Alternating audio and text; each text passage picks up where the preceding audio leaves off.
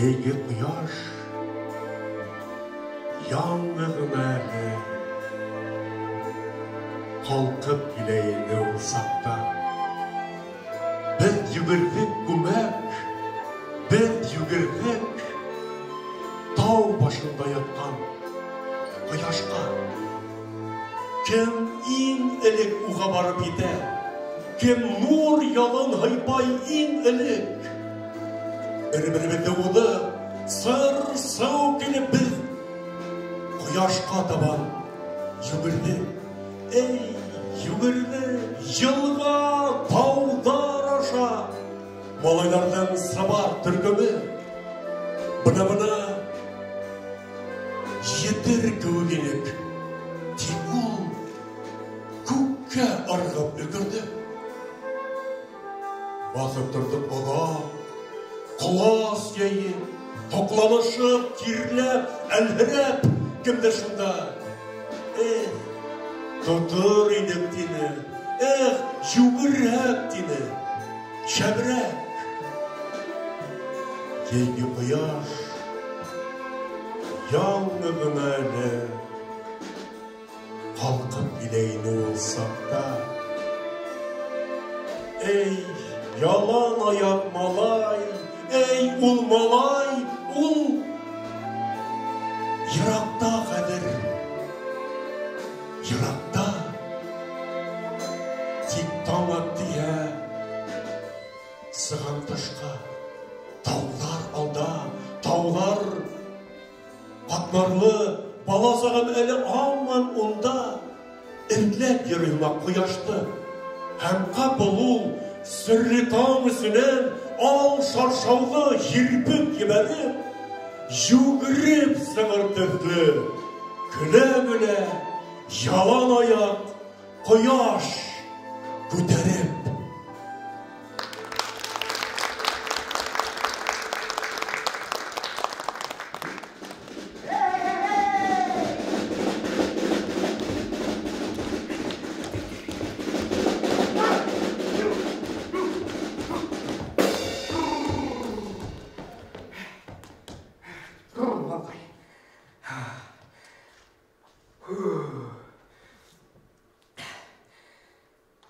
Мен өдімді түңгәуір уәкил екенімді ит біле башлағандан ешті өттім. Бұның сәбәптері де бар. Біздің йұрттан қонақтар өтілмәді. Туғандарда түгіл бүтінлей таныш болмаған кішілер атайы менен көрішірге, оның менен танышырға, Табантой батырынан күреш алымдарын үйренерге келетірғандар. Ата есейінде әр кішіні, әр келген кішіні атына затына қарамай, яқты үйірміне қаршылады. Бұна шу келген қонақтар мені сабайды. Қалма, түнге өртіп сәлемлейді. Қол беріп көрішкендейінде. О, түнге өр батыры деп артамдан бағылдар еді. Мен шул келген қонақтардың менен шулай деп үндәшулеріне тәуде есімімді білмейдер екен, деп башымды атқа үйіп, көңінен енді бұл қәрге көңгелі баштадым. Шунан, неге? Күрші ауға барақ. Онда бүтінді есімінен өндәшмейдер. Түңгәуірде қалтыралар. Үте түшкәсінде, атайым, бұның мәғәнәһен бала ақылы аңларлық етіп үйләгәнін тілей. Арауабаз! Түңгәуір? Ағасыбыз! Ерек! Қошыбыз! Айыфтан? Тамғабыз! Ярымай! Ұранымыз! Қоңғыра! Бұрын түркі халықтар арасында ырауға башқан ағас, қош, тамға ұран берер болған. Асаба болған башқұртқа үс небелі білу мұтлақ. Біріншіден ұрауыңды, екіншіден йындылардың есімдерін, үшіншіден хандар турасындағы риуаяттарды һәм өлеңдерді мұтлақ білуге тиіс. Дөрес улым, Туңгәүер бедің атайыбыз. Ол бик көчле батыр кеше булган. Үзеңнең Туңгәүер авылынан икәнеңде онытма. Туңгәүер башкорт халкының бик борынгы һәм төп ырыуларының бире. Ялайыр кантоны Йылдыбай авылында яшәүче Үтәш байдың бер өйөр йылкыгын 17нче буат адагында югалып китә. Байдың ялчылары йылкыларны эзләп таба алмыйлар. Ахыры йылкыларды кадактар кылып киткәннәр дип улар эзләүдән бөтенләй түңеләләр. Февраль айдарында Йылдыбайдан бүрек куалап килүчеләр үзләренең Туңгәүер ырыу ерләренә ингән Таш тугай тирәһенә килеп сыга. Шунда улар югалган йылкыларды тибенлектә йөргәннәрен күреп, танып кайткас, Үтәш байга бинчеләйдер. Үтәш бай һөнсүгә бер төв бия әйтә. Ул кешеләр ебәреп йылкыларды куып алып кайттыра, ләкин йылкылары Йылдыбай авылында тормагандар, кабат Таш тугайга кайткандар. Үтәш бай, йылкылар тибенлектә йөреп кышлай алырлык булгас, бу урын яшәү өчен бик уңайлы йер булырга тиеш ди. Май ае иткәс, Үтәш бай 17 һавайлы белән килеп Таш тугай ерен күреп кайталар. Улар Таш тугай сагылдарын, елгаһын бик ошаталар. Бұл ердер малсылық белән шөгыльләнергә яхшы диләр. Кайтып китәләр. Йылкылары бұл ерлерді үдеткәнгә күрә, Үтәш бай шул ерләргә күсергә нияттай, ләкин адакламай авырып китә һәм үде дөнья куя. Ләкин үлер алдыннан улы Кәримгә васыят әйтеп калдыра. Шул ерләргә күсергә куша. Һәм 18нче буат адагында Йылдыбайда яшәүче минем Туңгәүер атайларым Таш тугай балаларына күсенеп ултыра. Бына минем шәҗәрәм. Туңгәүер хаккылап иламан күстәне Хатусал, Татлыбай, Тәкәй, Бәкер, Утагол, ягъни Үтәш батыр, безгә фамилия бирүче Утагол атайым, Абдулхалик, Хайрулла, Гимадетдин, Фазалы, Хөрмәтулла һәм минем буланларым Айтуган, Азамат, Арыфландардың минем шәҗәрәмде дәвам итүе миңа 8 көз өстәй. Бүген дә килгәндә атайымның әйткәне минем кулактарымда яңгырап тора күк. Хөрмәтулла, һин Туңгәүернең 15нче буын вәкиле. Һин уларга охшарга тиешсең.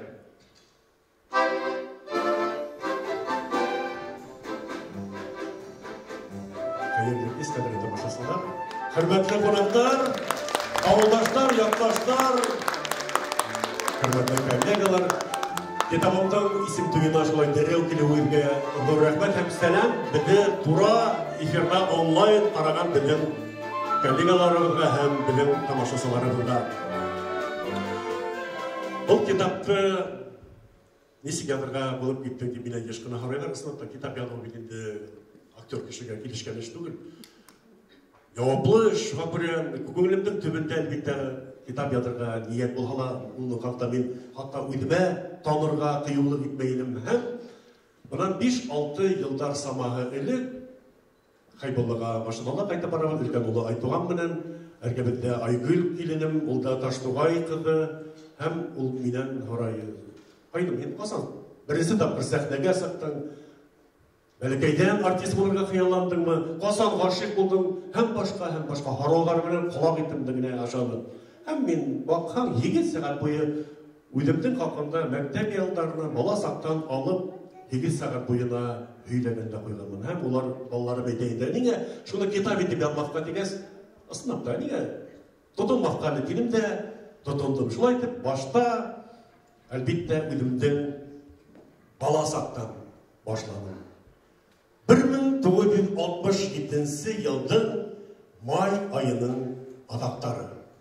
Мин колтык астына шакмак дәфтәр һәм кулыма дәфтәр тотып мәктәпкә китеп барам. Мин әле укымайм. Быел көңгән барсакмын. Әле әдерлек төркеменә, ягъни подготовительная группага китеп барам. Мин мәктәпкә килеп җиткәндә, мәктәп алдында бер нисә бала уйнап йөри иде.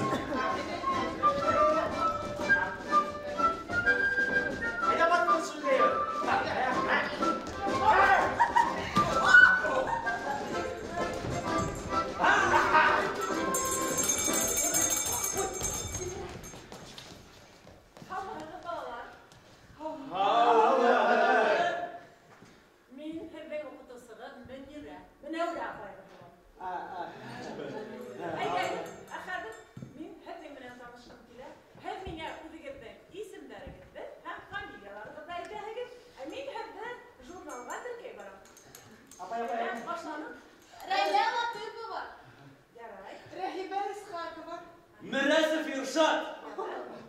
Сәлем кәрәй, рахман олым. Әйінен исімі, фамилия? Фамилия исім? Неме ол фамилия?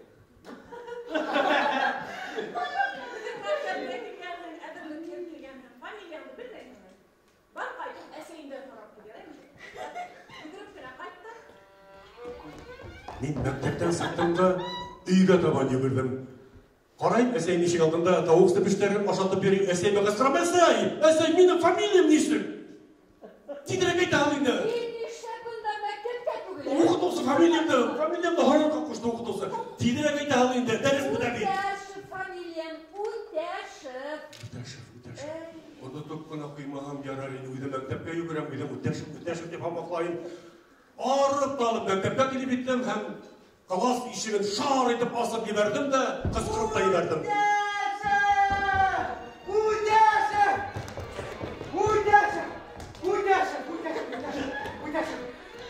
Менің фамилиям Удяш. Удяш. Бұрыннан алды. Мен қадірейді фамилиямды білдім. Удяшым құрматуға жуырма. Ақадыр балалар бір хәбемінен көрәт кішіреді. Айда, Удяшым.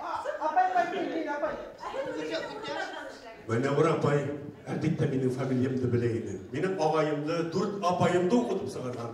Бұл адымынан ол мені мәктепке әдірлік келген мені һәм дегенекте ата сәйімді шіртелерге тілегендір көрән. Һәм бұл тәуге дәрісте мен дәфтерлерінде кеше янып нендей хүрет түшіргенімді бүгінгілей қадірлейін. Туп, ақ қыз һәм туңәрі қояш. О қояштың нұрлары шул тиклем жылыта, түрлі қат ебілген. Ол қояш хаманда менің өйді алдымда. Оның нұрлары менің көңілімді һәм зихенімді яқтыртып тұра. Бик матур, хүрәт ішләнің. Хөрмәтулла, қояшың бик матур келіп сақты. Келесекте де тұрмышың ұшылай қояш тұрбақ құттырдың. Фамилиямысы бұлайды? Удяшым. Шылайды балалар бүгінгі дәріс тамам.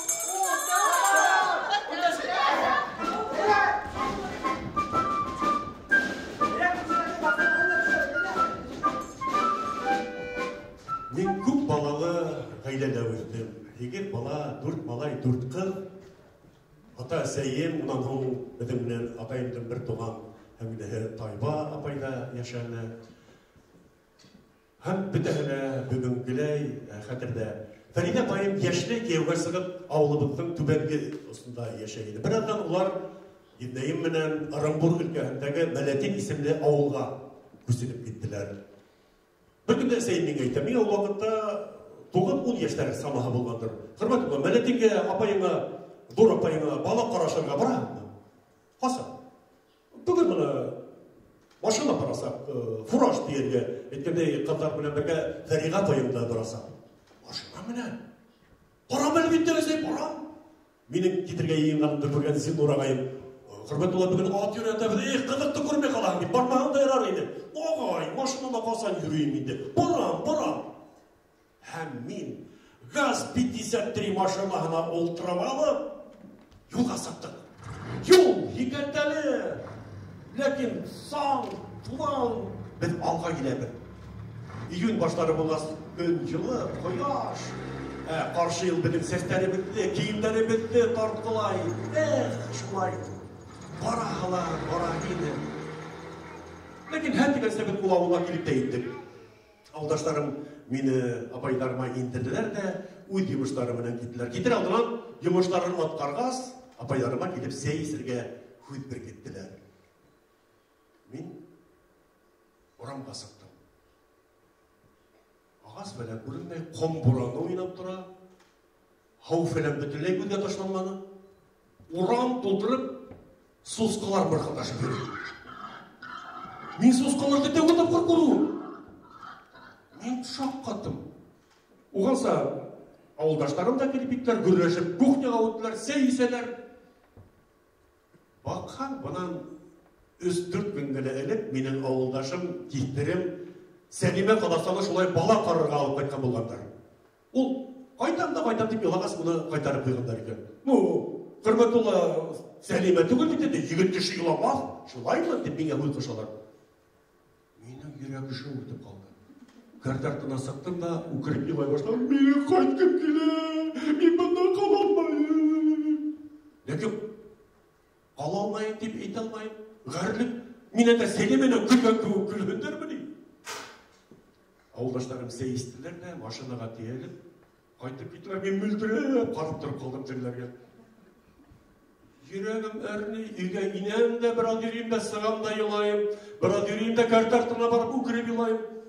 Күні ғый елайды тұрғас, көздерім шешеп қадарымсың. Құрметолла, неме болды, ол көздерім қадарымсың, қанды апайымайды. Апай, білем, мен тішім ұллай. Дүрітін әйті ұқарлық, менен күлгендар ұштары. Медем, медемден көлірге құт бермем. Шулай, яшап ятабы. Менен бұрысым, едей менің апайым іште болған уақытта, апайымды бірігінен кесі болған балаларын қарау. Хамидке 6 яш, Фәниеге 4, Әзахирға не барып 9 ай. 9 ай. Мен әлі өйлен балағыламын. Мене бары дейін, оғын ғына дейі.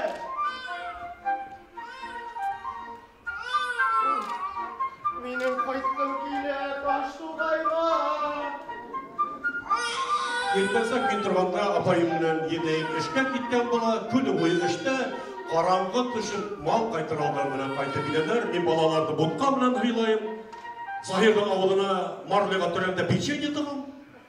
Елай өкіріп, қолдан түшірмейім түбіне. Шулайдам айтам, ярай, төдейім бір алднауын күнден менен айтам Таштоғайға алып қайтырдар, төдейім. Шулайтып, төде тұрғас, 1 ай өтіп кетті. Бір қайдаласырмайды. Үйде әм ешік алдымда. Сөйкі бұл ауылда білген бір туғандарымыз да, таныштарымыз да, бір кімде yok. Ешік алды әм үй. Бала елай, қолдан түшіру yok. Ләкин апайларыма қайтқым келеді деп айту ғарлық. Бір күнде Хамид көндіршіге болдым. Хамид! Келеді бұнда. Хамид!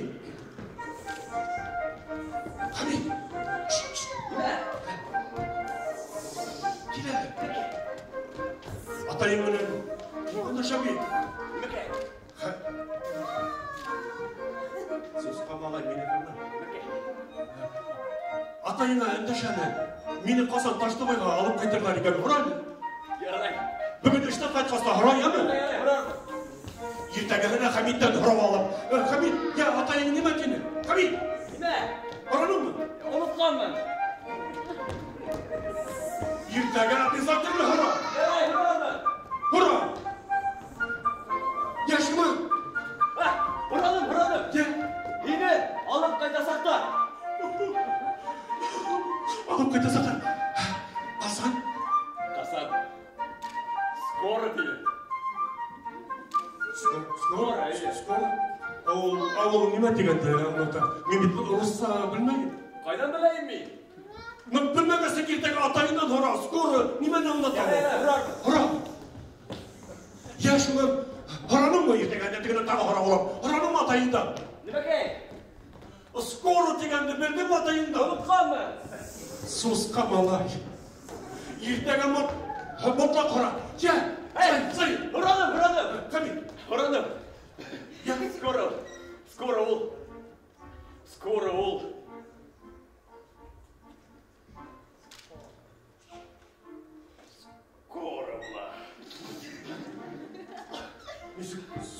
Скоро? Yok, мен ұрыс сағынамай, мұна. Несе бармақ? 1, 2, 3, несе бармақ? Қайдан білейік бе? Скоро. Шулайда бұл скоро деген өтмеген пик көрсе, мен оның маған әм білерге тілейін. Күршіге гіне Наташа есімді бір егет 9 яшілік қыдықай яшегені. Наташа, здравствуй. Здравствуй, Наташа. Здравствуй. Хочешь подержать, да? Интересно, мало. Это кто, Загир, что ли? Да, Загир. Ты, Наташа, ты по-русски хорошо знаешь, да? Да что знаю по-русски? Как Знаешь, да. Вот я хотел спросить, вот это слово «скоро» что значит, а? Как тебе объяснить скоро? Да. Ну вот смотри, день, знаешь? Да, день, да, вот день. Солнце взошло, потом оно село. Да. Вот один день, Один день, да.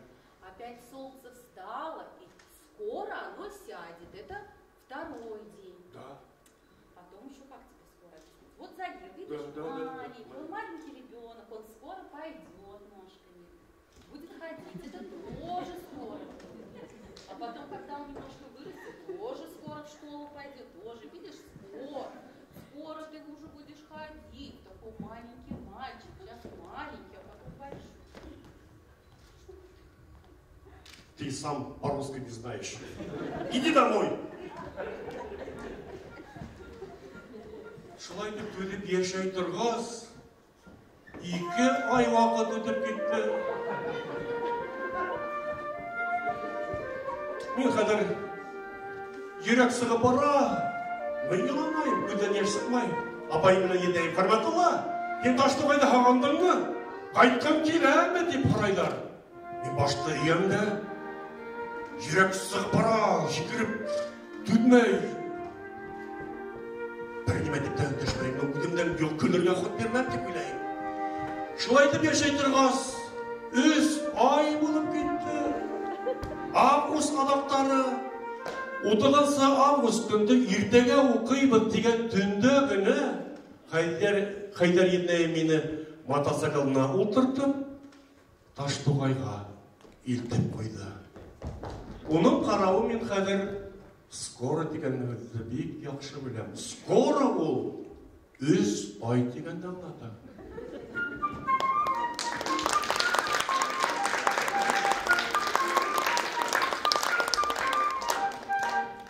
Бүгін мұнда менің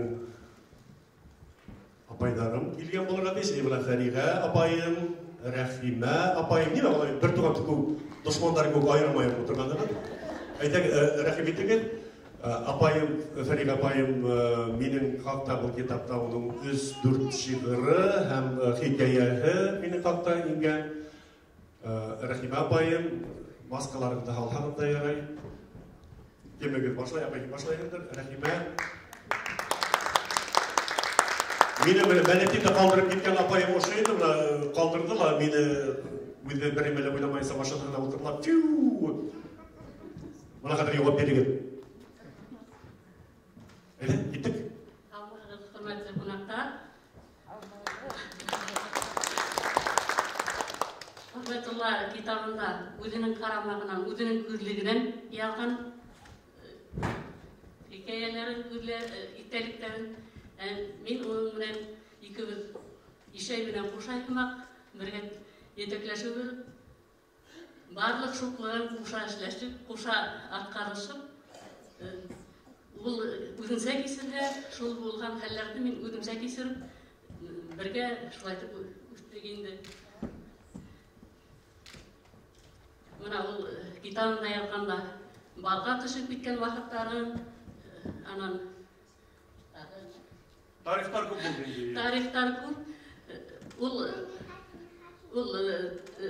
кетіп барған трактордың сымына тросқала ятып, есін ертірді. Шу вақытларында еттен де тішленіп, аяқтарына итін елқып алды. Шу вақыттала құша ерініп,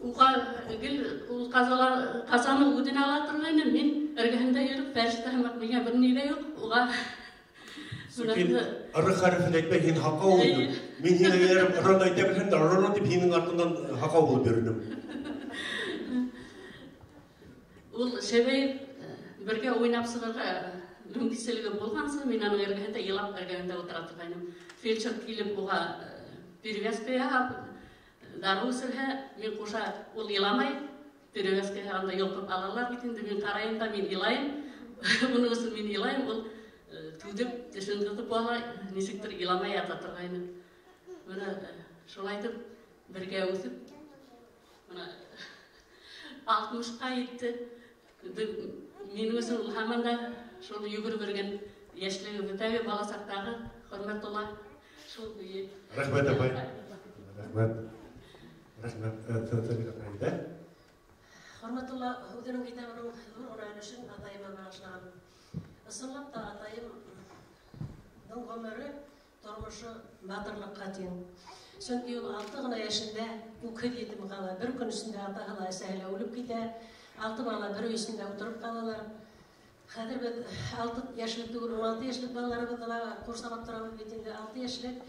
En ülkenin ağayına 12 yaş bular. Buna şu yetim balalar bir üstü kalıp üzeri könütüp, üzeri kişi bularlar. Hürmetullah değil, atayım, hürmetullah vereyim. Atayım 9 yaşındakine tamak hakkına yallanıp, kişiye eşeşlep, kötü götüp, udengene tügül, gaylehin, buna şu kesi tuğanlarında atırap kişi yitüge ülgeçler, buna şu batırlık tügül meni. Şunun olayında armiya safına var, onun hoğuştan hoğu ağırlıklarda ilmine birge köterip, 67 yaşına yetip vafat olup koydu atayımız. Bana kadar bu yıl April ayında vafatına 44 yıl tolar. 44 yıl tulhala Respublika kimelinde, rayon kimelinde atayımın isimine milli körüş belgeleri ötkerilip durur. Rayon yetekçilerine onun üstüne rahmet. Onu ismin rayonda bir avul, bir uram yürüte, Былтыр бюст асылды оға. Ұнықтым, спорт комплексі алдында ұнықмай атайымды қадірлеп тұралар. Құрматылла енді, атайымда болған ер егіттерге қас сифаттардың бүтәһінде тұплаған. Ең біріншісі өз-өзіне талапсыздық. Изгелік ішлеу кішіге, изге көңілілік, көнсілік дегендің тамсығы жоқ. Her kişiye yardım ettirge tırışıp durar. Yegerlilik, hizmetke hüyü. Buna uşlarda ödünde toplagan indi hürmetullah. Dağı nime ettirge? Atağının oğlu buydu deyimde koyun. Atağının oğlu buydu.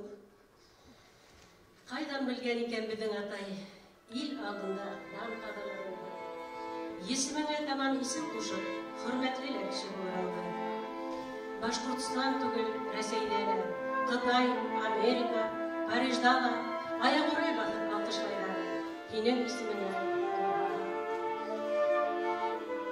Нәқ 60 ел елік, Хин туғанда, мене бары 7 еш туғанда, бишігіңді ерланды өткенде, ризығыңды сейнеп ашатқанда, Хин еліңді құшылып тұрғанда.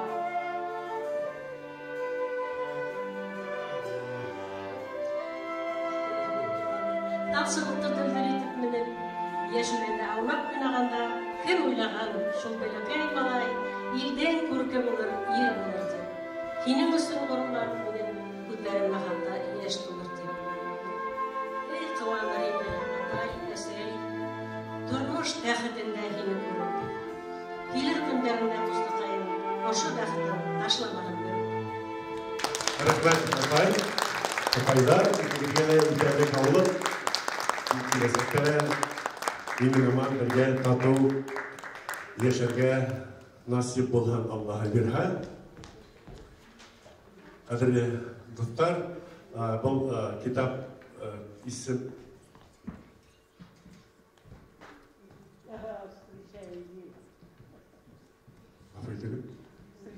Апойтыгы не бұнда енді егді ол?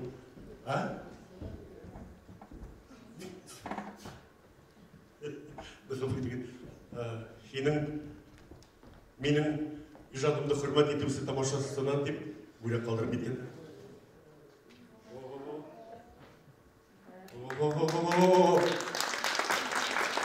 Бұндай тамашасынан мен өзімді яратам. Салауат нисе яшында, таңдарым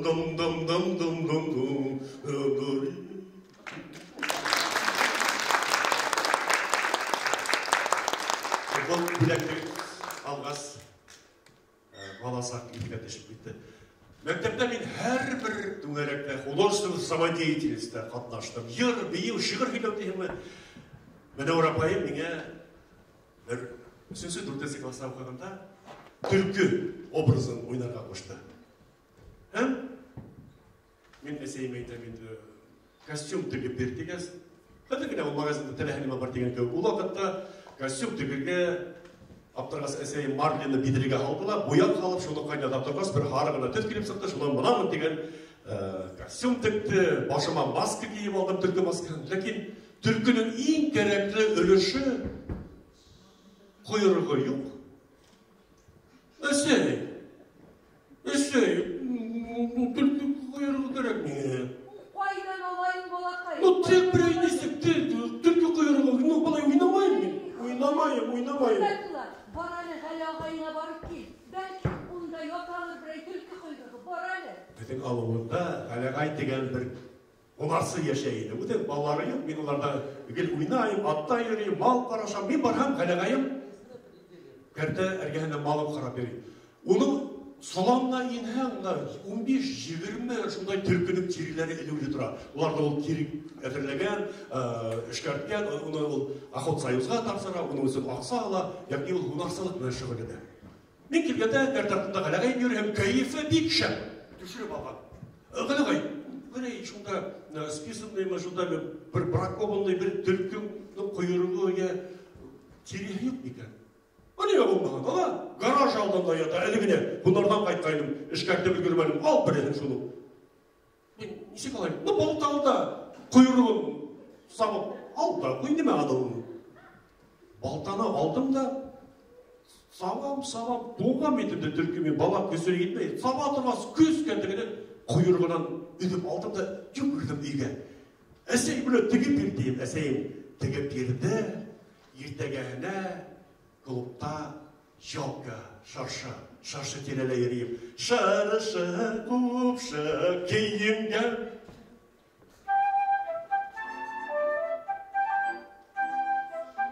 Бар балалар неге қарайлар? Шаршы терele өтіп барған балалар құйрықтан тарталар. Мен аттырағас түркініп, құйрығымды артынан ұшайда тұтып жүрген мәжбүрмін. Тексті үйлерге құн бермейлер. Бүті, внимание менге, бара ала, ей түлкі, деп бастыралар. Мен шатлықтың кетенсі күнінде бұна еме екен ол сәхне. Ертегені таңмыны қалағайға емірдім. Барам түгі түнді күліп қаплаған, гараж алдын түгі түлкілерін қалып алып жүрейін. Мен барып етуім болды қыз қырып та емірді. Ах, инамдың! Қалағай неме болған? Yok, kim бұл кішілердің нағылысына қара. Одапламай ғана саланға еді, мені телілерімді алып кетірді. Қалағай неме болған? Бәй, көрмейді мұны, мұна. Түлкімді құйырығын әлегім алып кеткен. Мен шақ қаттым, қалағай кейсәйін деп, мене өзің алырғы қоштың деп әйтерге тілемейлен мені кейсәк көреген ағайымдық мұна түшірген болғандыр, бір емелеға тілемейді. Мен шақ қатып батып тұрдым да, қайтып кеттім. Ертегені де бір ел өткесті қалағайға дүрізім әйтмәнім. Мұна бүгін несәмі елдар өткес. Қалағайым хаманда ихтен оға туқан 5 яш әлі ол таштуғайда хаманда күрлетіп дүния көтіп еді шығамын. Бүте ғалем алдында мен қадыр қалағайымдан ғафу өтілім. Әм бірінші тапқыр сәхнәге сығып, сәхнәлі тәм тұйырға һәм артистлыққа юнәліш берген үшін өзімдің рахматымды еткерем.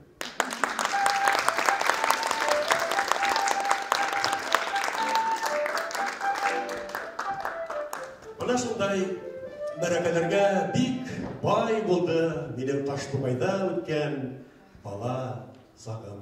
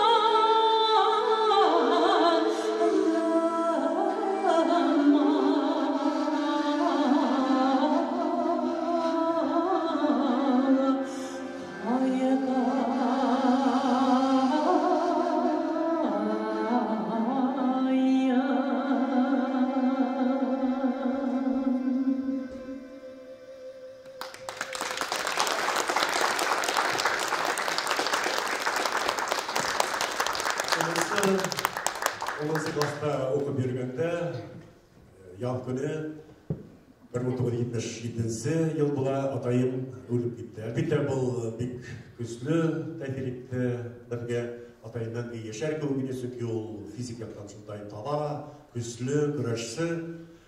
Һәм мен ішке түштім. Мен мәктепте оқыған вақытта 10 класста бірге ДТ-75-тің ДТ-75 деп әйтәбетінде оның двигателін ішмәкәрлеген, батылда хүрілге һәм башқа, яғни тракторда ерге үйреттілер, һәм 10 класты тамамлағанда аттестат белән безгә правала тапшырдылар. Шуңа күрә 25 май көне һуңгы кыңгырау көнендә вакытта всем классом колхоз дигән лозунг бар иде һәм бөтә класс белән ялдык колхозда, совхозда эшкә калдырга. Шуңа күрә 1977 елда 10 класста безгә хезмәт кенәгә асылда һәм монда механизатор Таналыкского совхоза деревни Таштуга дип язылган һәм әлбәттә мин механизатор булып эшләмәдем.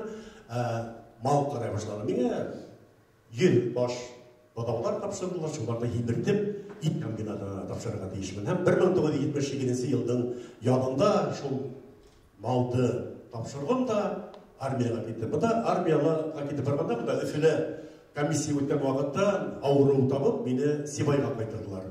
Ярты ел Сибайда больницада яттым һәм күңелемдә барыбер армияга барырга дигән ниятта яшәйм. Чөнки ул вакытта армияга бармау мәсхәрә. Кадарлы күңелем чөнки барганда нисек миңа кияүгә сык дип әйтә алам. Ул вакытта безнең карамакка шулай күп күренә. Шулай әйтәм, әсәй мин барам. Ул әйтә, "Һин кормилис, балык булмаган 2 кустың бар. Өйдә 2 пенсионер, әсәйем һәм тайпапаем." Әйтәм, "Юк, барам." Больницадан бастым да, военкомга барып, военком белән һөйләшеп, һүз китеп, ул миңа касан китәм, әйтәм, "Касан булала?" "Иртәгә." Повестка алдым да, әйтәм, "Армияга китәм иртәгә." Киттем. 1978 елда ноябрьдә.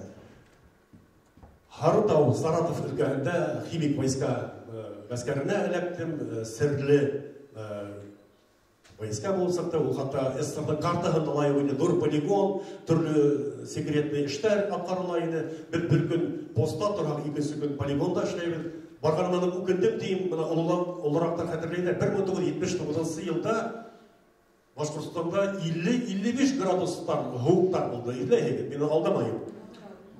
Яңа ел алдынан без поста торабыз идек һәм шөнендә артката мен әле больницадан асыкканмын, үкенәм, ләкин артка ход юк.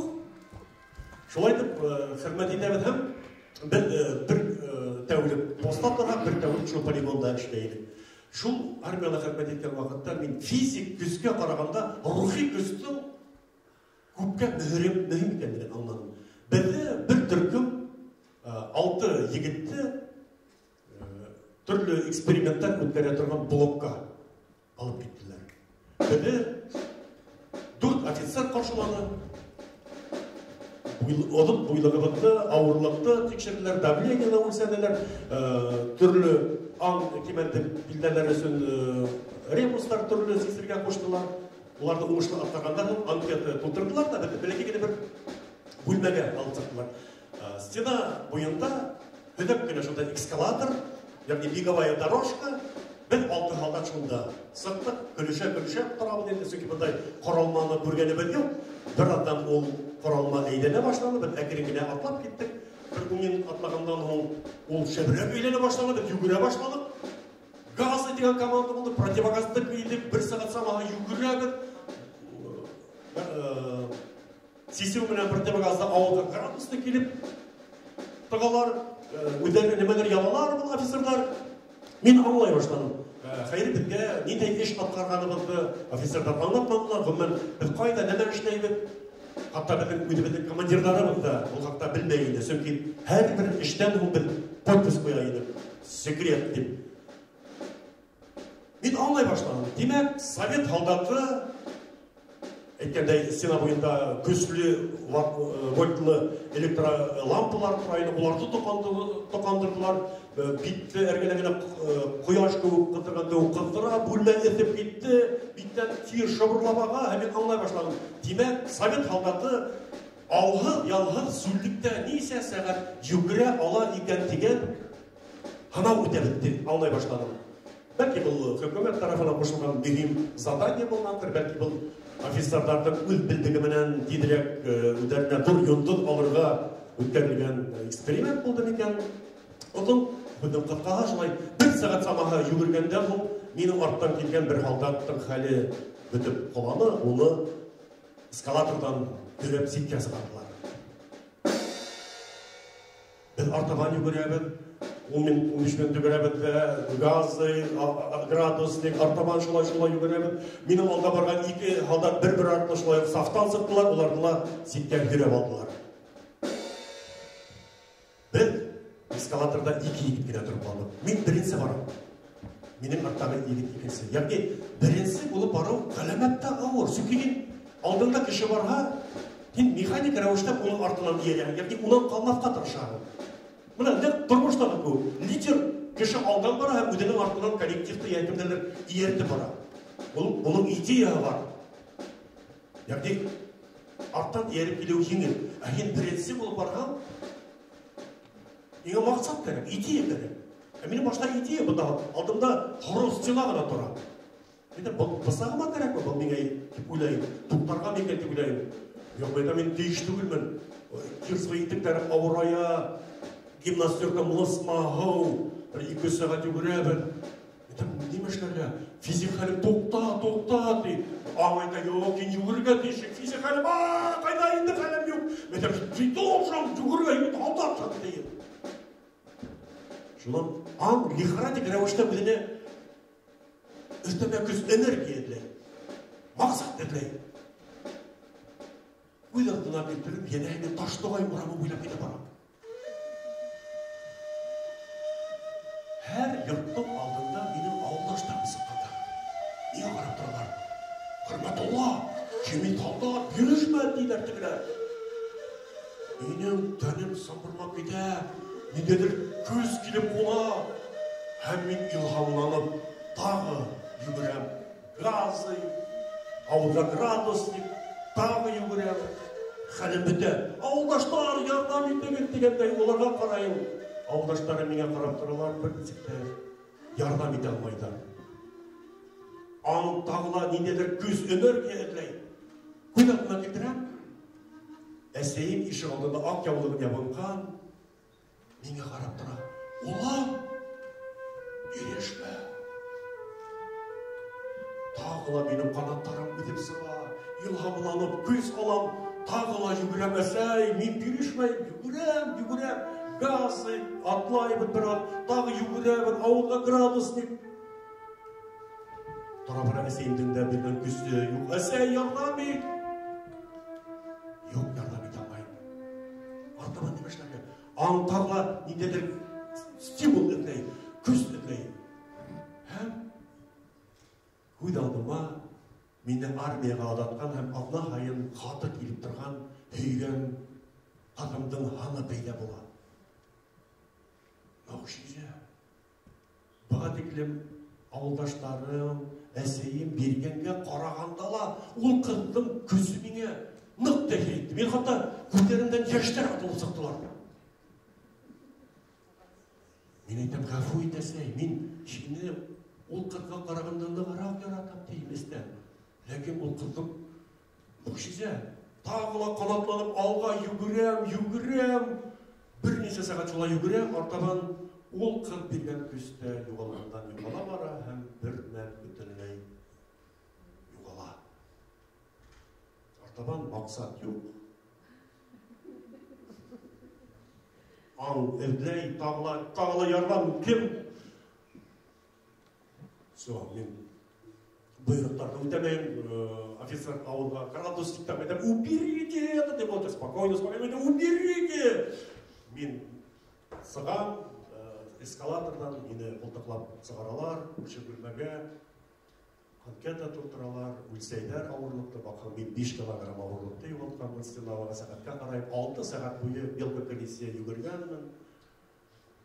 Офицердар менге бір тапқыр бұшылай тоқланыр үшін офицерский столовойда бір талон берділер. Мен тышқа сықтым. Шундай саф ауа. Аяқ астында марттың қары шығырдай, құштар қайрай, құяш ялмая. Әйтергенде мен бір алдына бойы қараңғы батпалдап биклеп отырғанмын міне. Ғаламат дүния матур екен. Яшәле яшә. Аң һине ниндидер артабан яшәү өчен ниндидер символ талап итмә. Ходай берген тормыш иде. Яшәле яшә. Дөнья шундай гүзәл. Яшәү ниндәй рәхәт.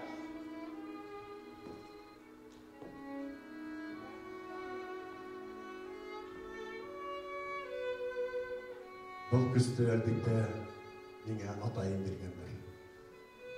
Çünkü atayım yaşten bana atayım әйтіп кетті. Физик яктан гына түгел, рухи яктан да көчле кешегене. Һәм атайым 1909 елда туган, 10 февральдә Хайбулла районының Кәрим авылында туып үтә. Яшьләй етеп кала. 15 яшендә ул зур йыеннарда олы яшьле көрәшчеләр белән көрәшә башлай. Һәм bundan 100 yıl элек дип әйтергә кирәк инде шул 17-19 елларда Баймак районының Сосновка авылында зур Һабантуй үткәрелә. Унда Башкортстандан, Казакстандан, Орынбурдан төрле көрәшчеләр килгән. Атайма нибары 13-16 яшь. Казактар үзләренең әзмәүрдәй көрәшчеләр алып килгәннәр. Аяклары, куллары быгаулы, теге җир турына утыра икән. Ягъни Üzerinin takvasılarına tesir etmesini atayım sağa hem de güreşçini atıp da verir. Barağlatan kala koydan kimden bu bala deyip hem tumanlarım kurt deyibiden durdup bunu balatka döreler de deyip gene sikke alıp giderler. Buna şunday küp güreşlerde yenip yaşlay Dinin ismini tanıtıp bildir. Hem 1932 yıldan 1935 yılga teklim Kızıl Armiyala, Kavalleriyala hizmet ede. Hem hukuş başlanуы менен hukuşka gide Belarusiyala, şulay Kursk buğağında ayağılı hukuşlarda katnaşa bir nese tapkır yaralına hem keri frontka gide. Atayım hukuş hakkında bir köylerge yaratmadı. Şul güreşte имгәне бармагын, қолын сығарайны, қабырғағын ғындырайны. Бүлетін Аллаһа урынға мені 12-13 яшьлек үсмердің үтіменен 2-3 күнге ейлеуге алып кетейін. Мына шында ейлеуде ерген вақытта күнді несектер өткерге керек, немендер хақында үйлешерге керек. Мына шында ол менге бір несе хугыш хақында вақиғанда үйленем. Мына ол хугыш хақында үйлеген тарихтар менге Шаймұратов генералды ойнағанда, яғни хәрби офицерларды ойнағанда бик yardım etti. Buna şu vakıgalardan biri. Atlı divisiya kamaudan sığa. Bir türküm bulup alğa sababı.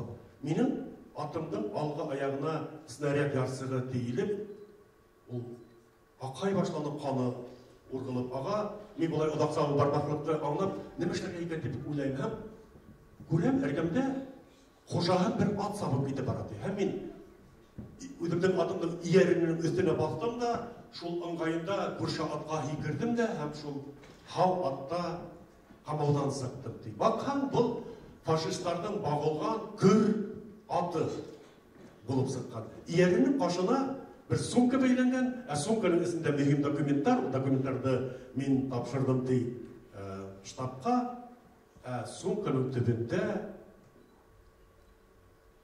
портманы Bana oşı partmanı yaptı. Bugünkü günde bu partmanı Akyar'dın muzeyinde haklana. Можете посмотреть, потрогать.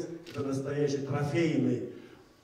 Hem atayım ayta, başka saat deyim, hukuçtan bir mele alıp kaytmadı deyim. Çünkü hukuçka barganda türlü buldu deyim. Benim adamlar 2-3 saatı tuş ketelerine, tuş saatlerin alalarını deyilek. Onlar kilehe atakaga barganda o helak bulalar indi. Ama oğlum men ne üçün hukuçtan imin kayttım. Çünkü men bir vakittala faşistin ülkehenen өлке үдәһенән кагылманым ди. Абына бұл партманы ди. Ne için ben onu aldım ди. Çünkü ул тере аттай инде ди. Һәм шул бердән бер әйберне алып кайттым ди. Бына шулдай безнең атайыбыз ул кайткас Целина күтәрүдә катнаша һәм әйткәндә бүген атайымның исемен йөритә, ул бригадир булган, оештырган һәм уның эшмәкәрлеге хакында безнең якташларыбыз да әйтеп китерделәр. Һәм атайым 1946 елның ядында гына һугыштан әйләнеп кайта. Һаган ул шул тиклем көсе булганда күрә һәм Таштубайга якынлаган бер каяга басала, йөрәкеп, йырлап ебәрә.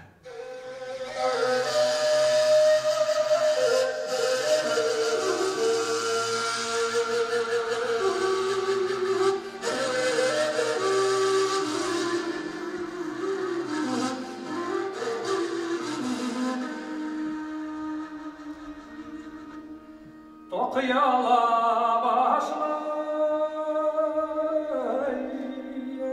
ey Kurayhay, yalan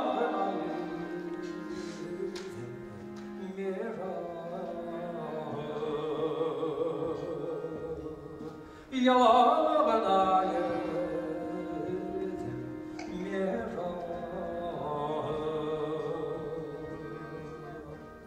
İsmeskine yerine seyirsine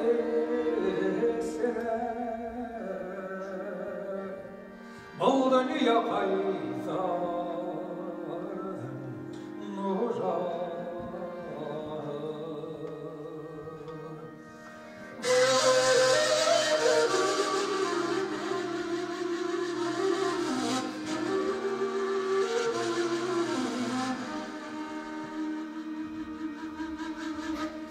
Yalangana yerine vatı kayanı hırlapıkına yungan ukime tavvan ilkeye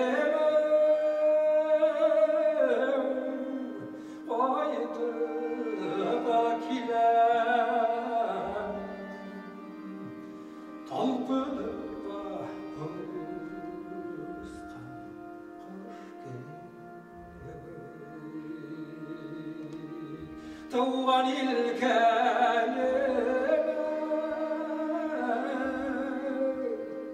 oydu kilem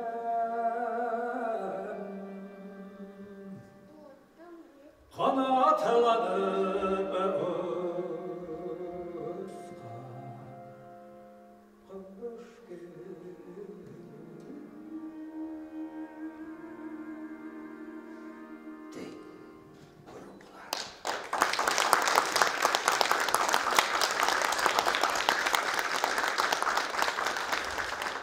Армиядан кайткас, мен инде ауылдагы тормыштың авырлыгын белгәнгә күрә, ничек тә авылда калмаска дип уйлай башладым. Чөнки хәрби учетка торырга баргайным, апайлар хәтерләйләр, Акъярда Хәтирә инде дигән безнең апайыбыз яшәгән барган. Хөрмәтле армиядан кайткан егетләр адып тулып китәләр, менә күршеләргә бер матур кыз яшәй. Ул һиңә киюгә сыгырга риза, һин аны күргән инде югары битә. Өйлән. Олай булгас булды инде. Тигене Магнитка киттем, чөнки Магнитогорскийда Раппакта укырга мөмкинчелек бар диләр, армиядан кайткан егетләрдә балалар дигән мин шунда барып, зит телләре факультетында француз телен өйрәнә башладым.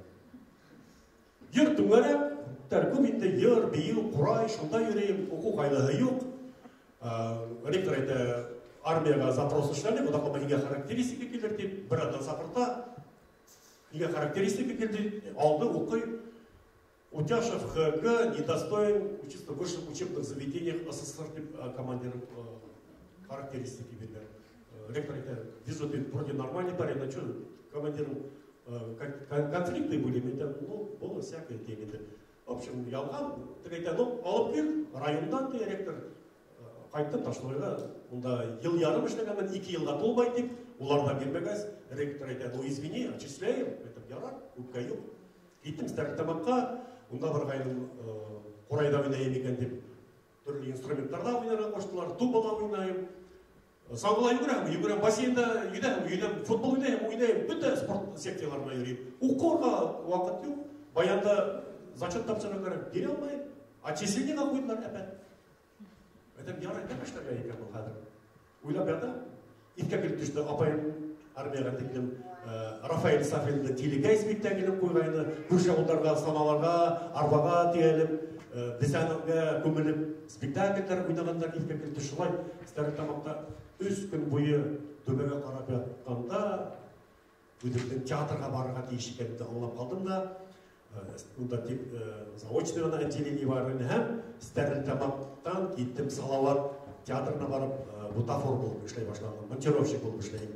Мен барғанда бір спектакль қоялар еді, қалай премьера дейді, мен сәхнада ішлеп берейім, бір сонда қадап қағарға қошқандар қадап қағып берейім. Көрем бір ағай тұрғанда сәхнаға тірлай тігіл, бұлай тігіл деп командовать етіп берейім. Енді бұл бір прораб. Бригадир деймін, ағай, қала берелі деймін, неме?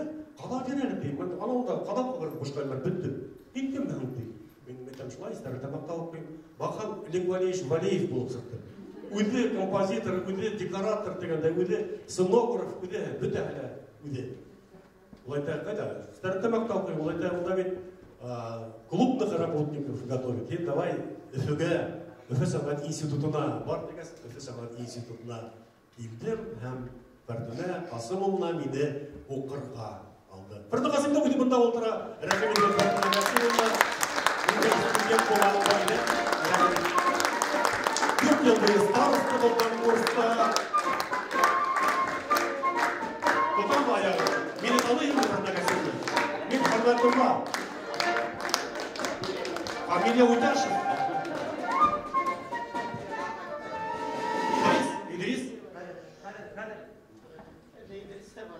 Калимуллин бұнда? Бүгін бик зор шатынақлы күн. Байрам, бик зор байрам менің өзім. Әдіңізім, шылайлырған дейіштірінде. Ну, Рустарда бар бейді. Руса келеші. Руса олайғығыз ба? Чуть-чуть понимаю, ты по-русски знаешь сама? Сама тоже чуть-чуть знаю. В общем-то, мы собрались сегодня по поводу приватизации. Презентации. И так там есть интуиция. Подсказывай меня, я олыша башларым кадр.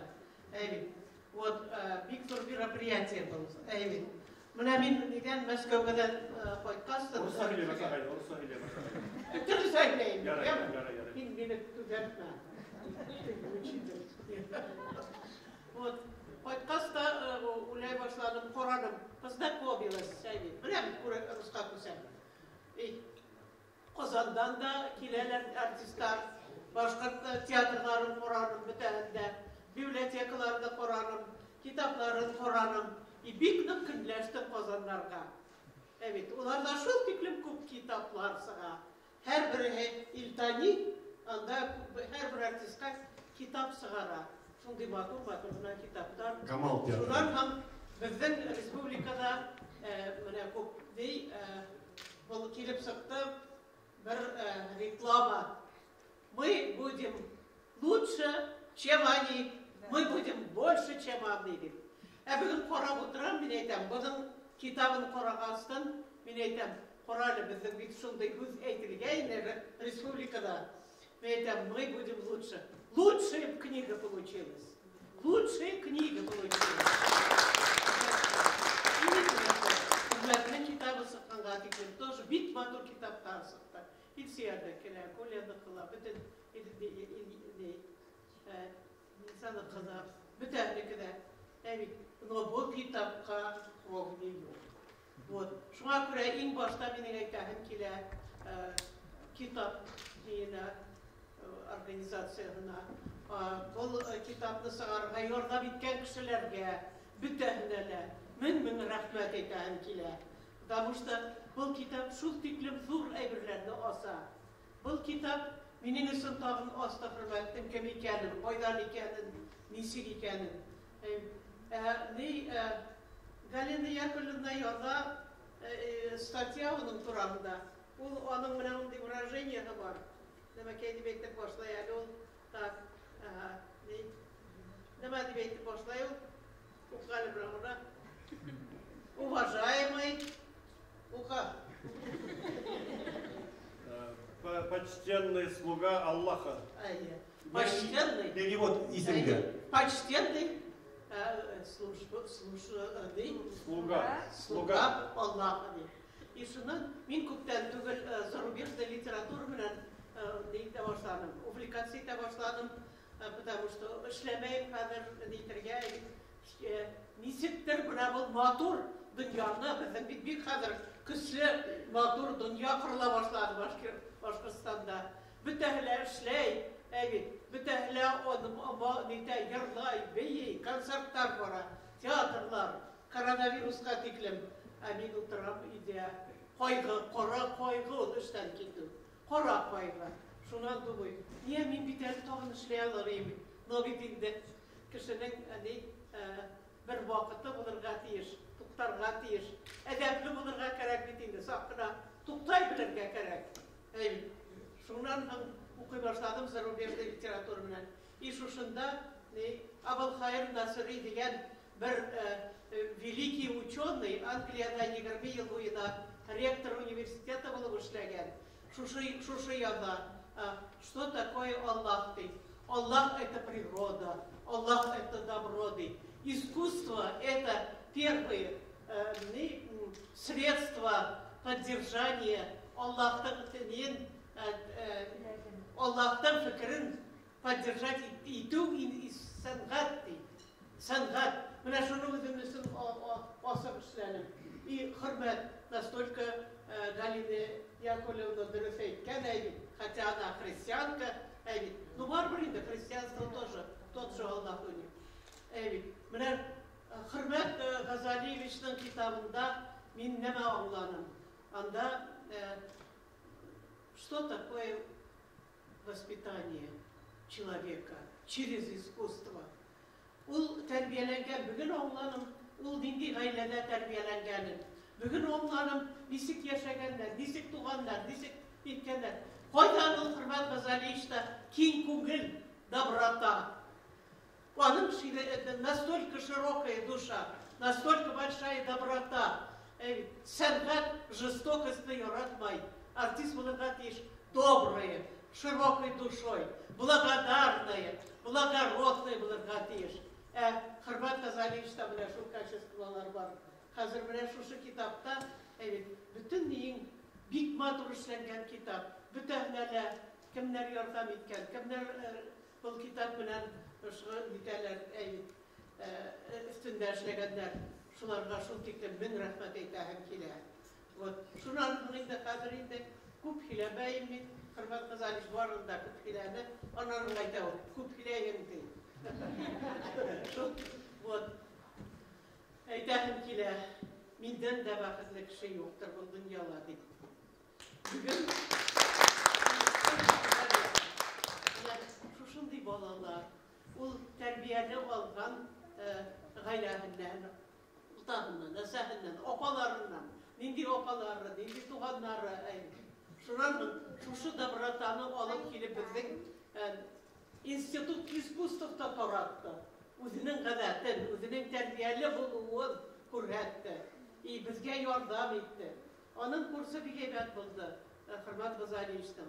Аның менә бер фотографияны күрһәгез, бер кемдә ситтә калмаган, все они пределе, все они востребованы, но кроме Басареева инде. А Басареев тоже был гениальный шей булды. Бүтәһенә урыннары, бүтәһенә халык ярата, нисен ярата. Чөнки аның шушы курста тәрбияләүдә бик зур роле булды. Мин ул вакытта декабрь идем, аларны кирип кенә төшерде. Эшләрегезме, юкмы, менә никогда. Бүтә факультет өстендә иде. Ул Qora tilge düşüp mütəbbinin terbiyelik təbirde işinde orada şundan и актерское мастерствоны полностью 100% olandı. Rahmetine hürmet. Min rahmet. Benim beyleminde eytahim kile min rahmet. Sanki onlar yüzge kızıllık getirmeyler. Onlar оправдали они мои доверие. Они любят друг друга. Нет интриги в этом театре. И в этом театре есть дружба большая. Есть творческая атмосфера, которая радуется. Hürmetinin şuşunday достижениялар алуына шатланган кешеләргә рәхмәт әйтәм килә. Потому что это дает вам тоже духовное богатство. Если вы умеете радоваться достижению кого-то, росту ваших коллег, если вы в театре видите талантливую актрису, которая получает больше ролей, чем вы, если вы ее любите, пусть она будет вокруг вас. Пусть будут такие актеры вокруг вас, потому что тот театр, где много талантов, а не одна, а есть такой театр, когда два талантливых героини получилось, одна другую убрала из театра, чтобы остаться одной. Этот театр завалился. Вот. И понимаете, это вот эта доброта, щедрость, богатство души, это честность, это наша профессия. Благодарю тебя, Хурмет. Благодарю всех.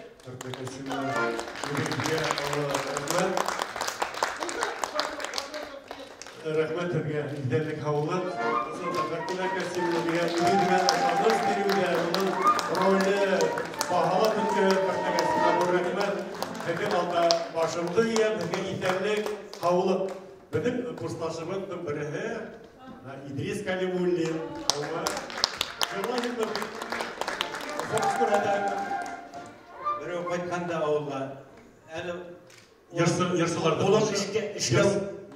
Ulan işe uğraşmanımı istep yırlapına yürüyümü diye dedi. Yırlap yürüyü dedi ne bir şey. Rahmet etseyine. Yara yedi mini tapkan. Odun tünder boyu yoklamaysa yırdar yırlay bakkan.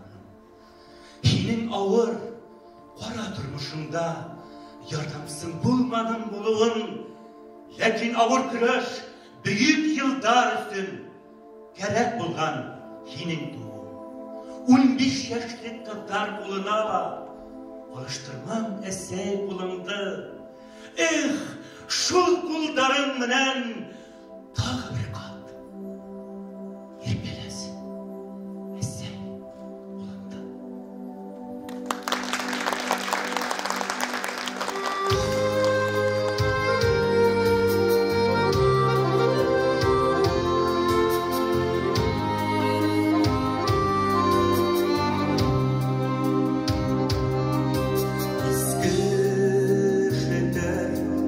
Ötken dünyadan var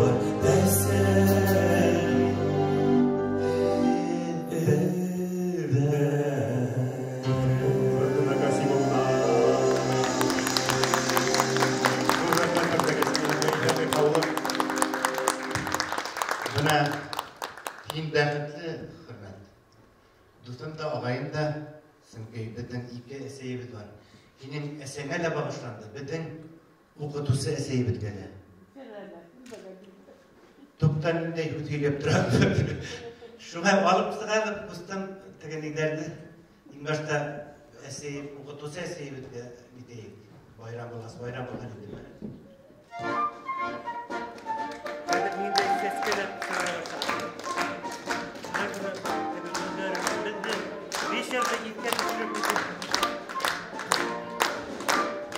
Bana Respublika Gençler Seyirdeğinden seyir kampanyasından bizim aile isminden bana şu Gürkan bana pakette kabul etti var. Bana indi bu kitap duyup itke düşürüp nede yengeminen rahatlanıp seyisip meyinde şundan edip koyuyorlar. Şuga min bəxtlimin bana okutusun bana hem bana şunday olasın ki ağayım bana, dostum bana çünkü küpten tügülgüne ödümden ağayımda yuvaldım. Tege birge поступать etip yürüyen ağayımda hörtülekesinde bile ne hürmetine de bile onu. Şuga o kinetkine bana yuvaldı, bana eytehe hütter kaldı. Bana eytehim bile ağayım tübeten hürmet. Yine ben bir rahmetlimin. Rahmet hütterim bir vakitte la hunga kalıp etmedi. Geçen vakitte bir-birine rahmet etti. Kadir hin ağayım burununa kalan kişi, hin komandir buldum, hin bitti avul malayların nasıl klastan kilgez, hin bitinde ülkendirek buldum. Bitti dürüst yaşarga, dürüst ukurga ürettin. Bat üstünde rahmet ağayım. Bat üstünde. Nem yaşar.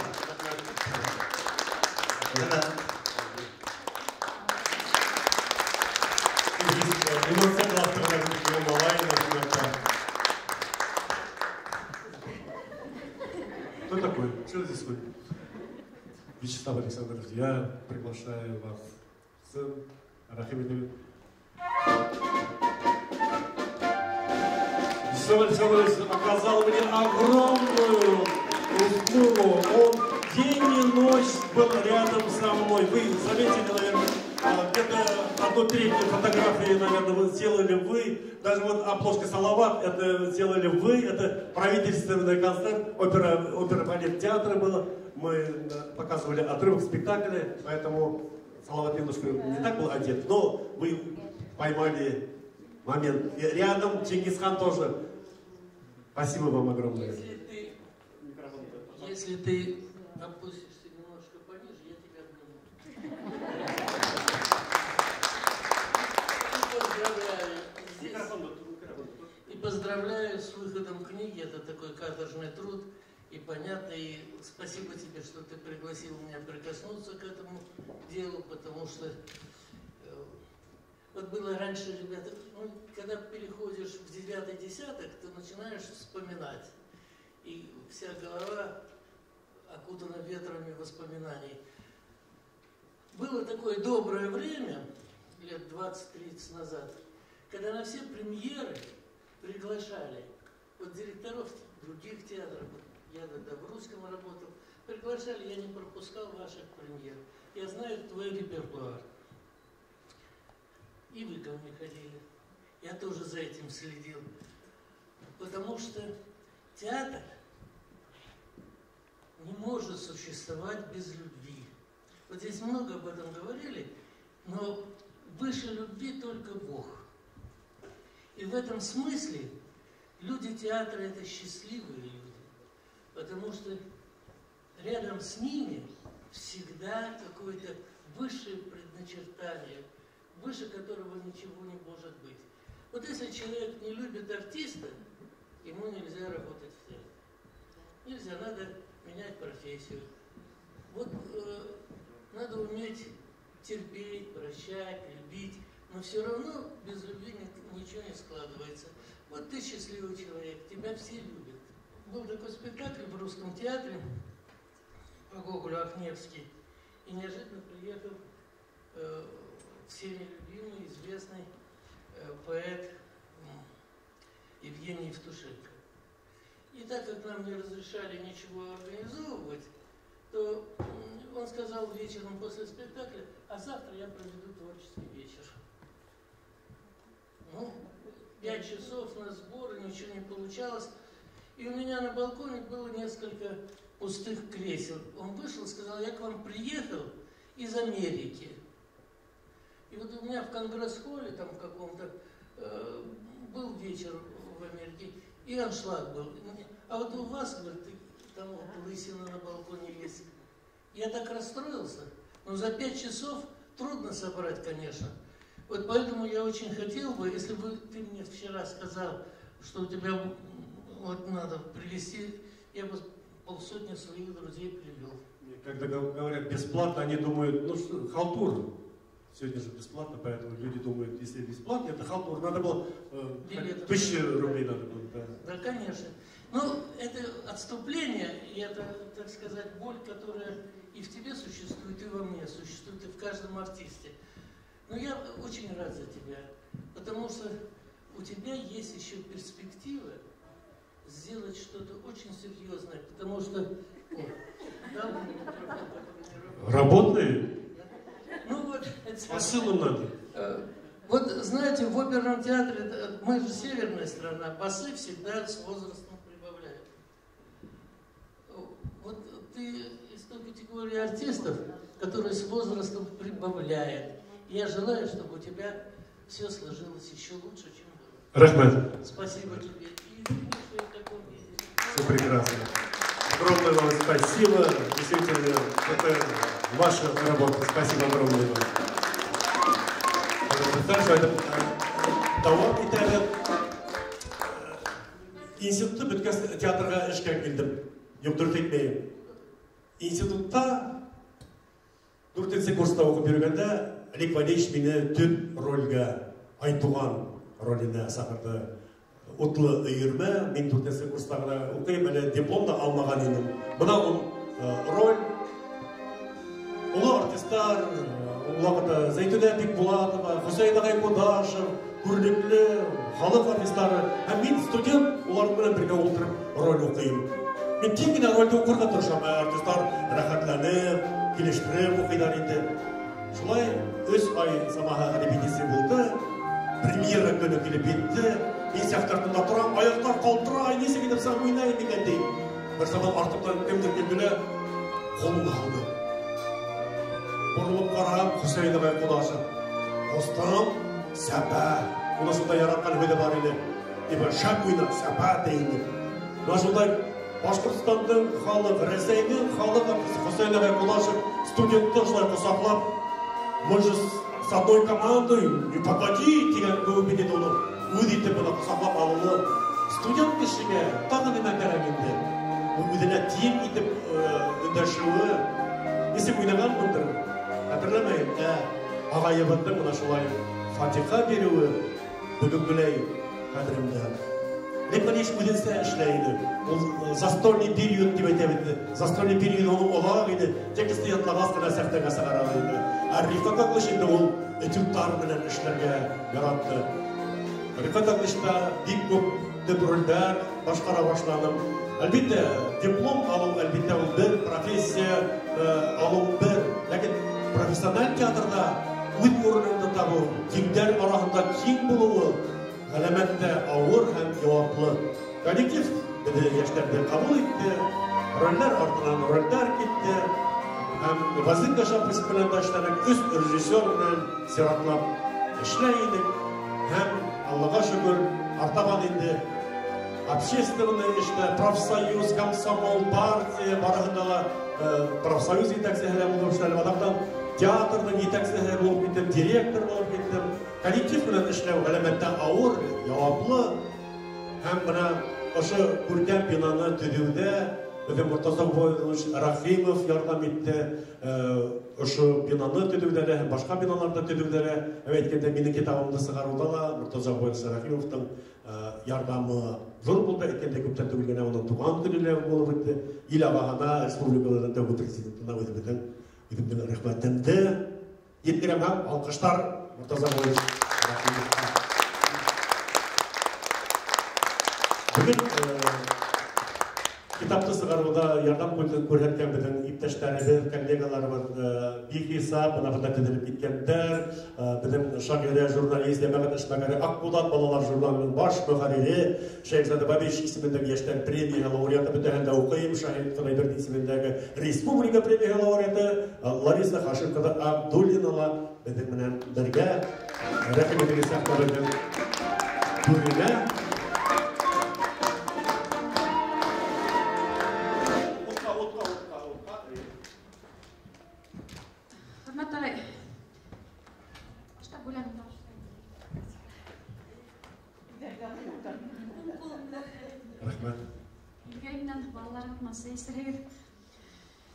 Мен неме айтырға айтам, мен бұл китаптың, ұшы қаты матор шат китаптың сығуына хисті ғажап етмейм.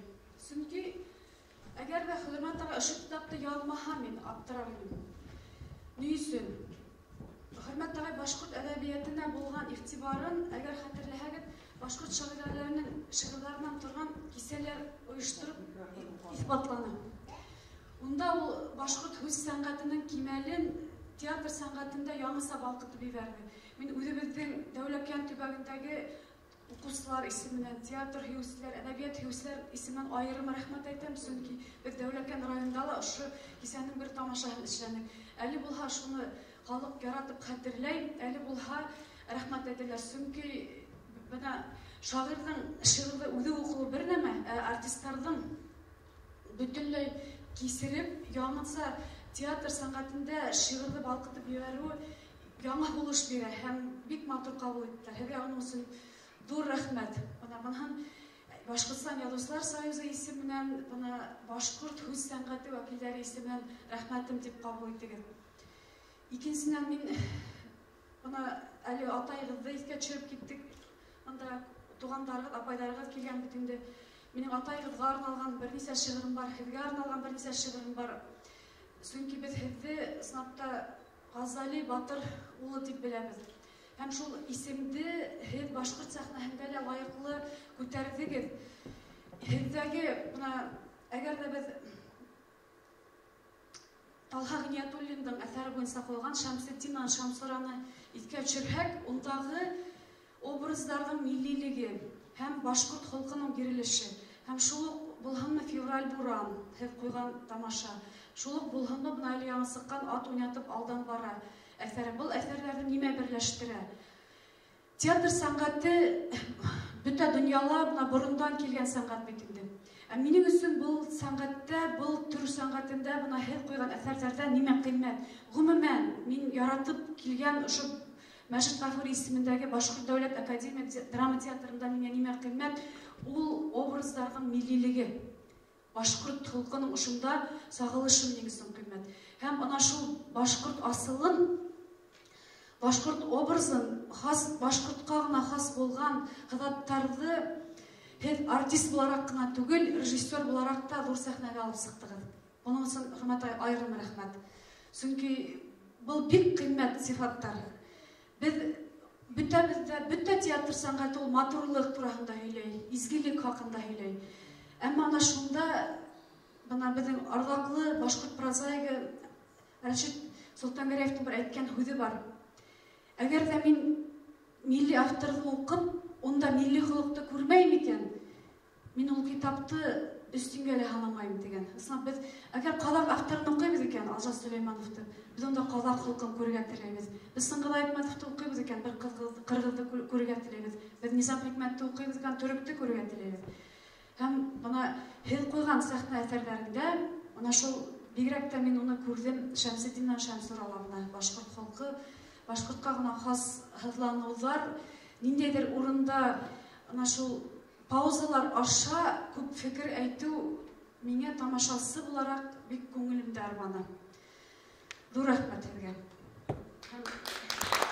Безгә аның шигырьләрен бихисап, әмма бuna ошо искиткес китапка бuna безнең китап нәшрияты вәкилләре утыра.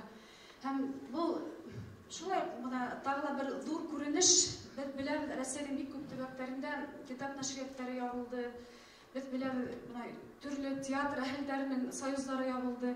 Әмма Аллаһка шөкер, бездә китап нәшрияты эшләп килә һәм унда балалар өчен әсбаптар гына дәүләт кимәлендәге булмаһа, бюллетеньдә гына басмалар, унда әдәби художество китаптар нәшр ителә һәм театр сәнгатенең күрке булган бuna ошо серия һаман һезнең йөздә дәвам итә һәм үзегезнең шуны язуыгыз һәм дәүләт нәшриятында буның шулай матур итеп басылып сыгуы, шулай зур каланы, шулай дип килешәгездер бит. Китап бик матур. Зур рәхмәт нәшриятка.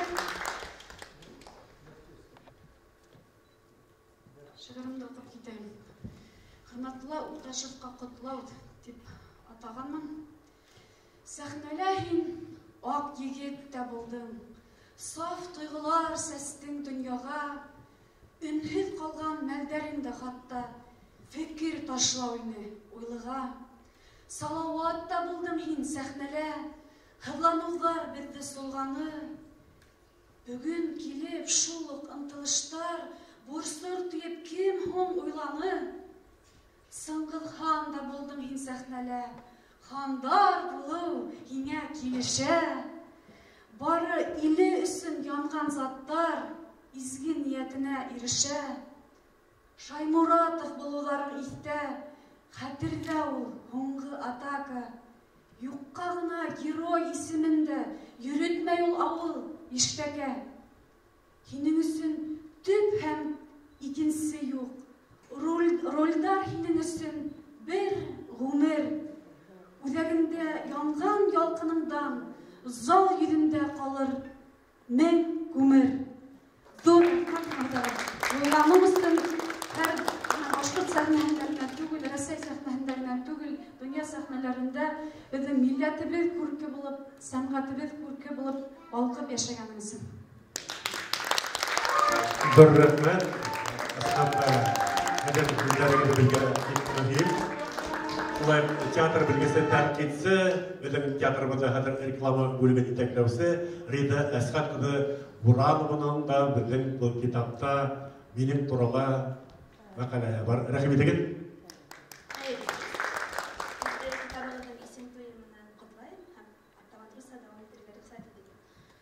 В начале вечера Курбанфлаг Газалиевич как-то обмолвился, что актеру не подобает писать книги. Я возражу и скажу, что еще как подобает, потому что никто не напишет о художнике лучше, чем он сам.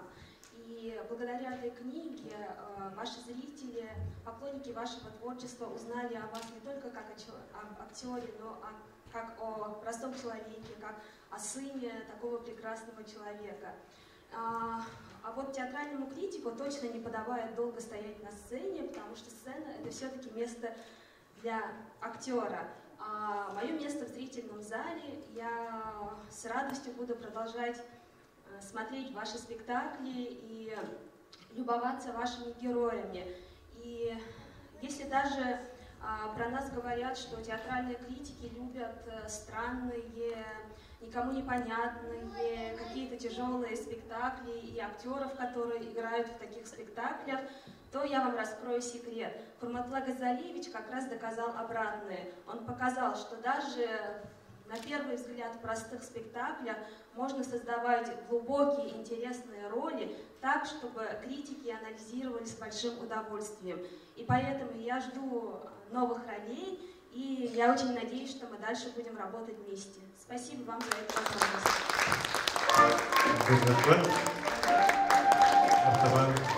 Эльза Юрьевна Капкаева, рахметеге, первый заместитель главного редактора газеты «Вечерняя Уфа», заслуженный работник печати и массовой информации Республики Башкортостан, лауреат премии Коммунистов Республики Башкортостан имени Шагида Ходайбердина.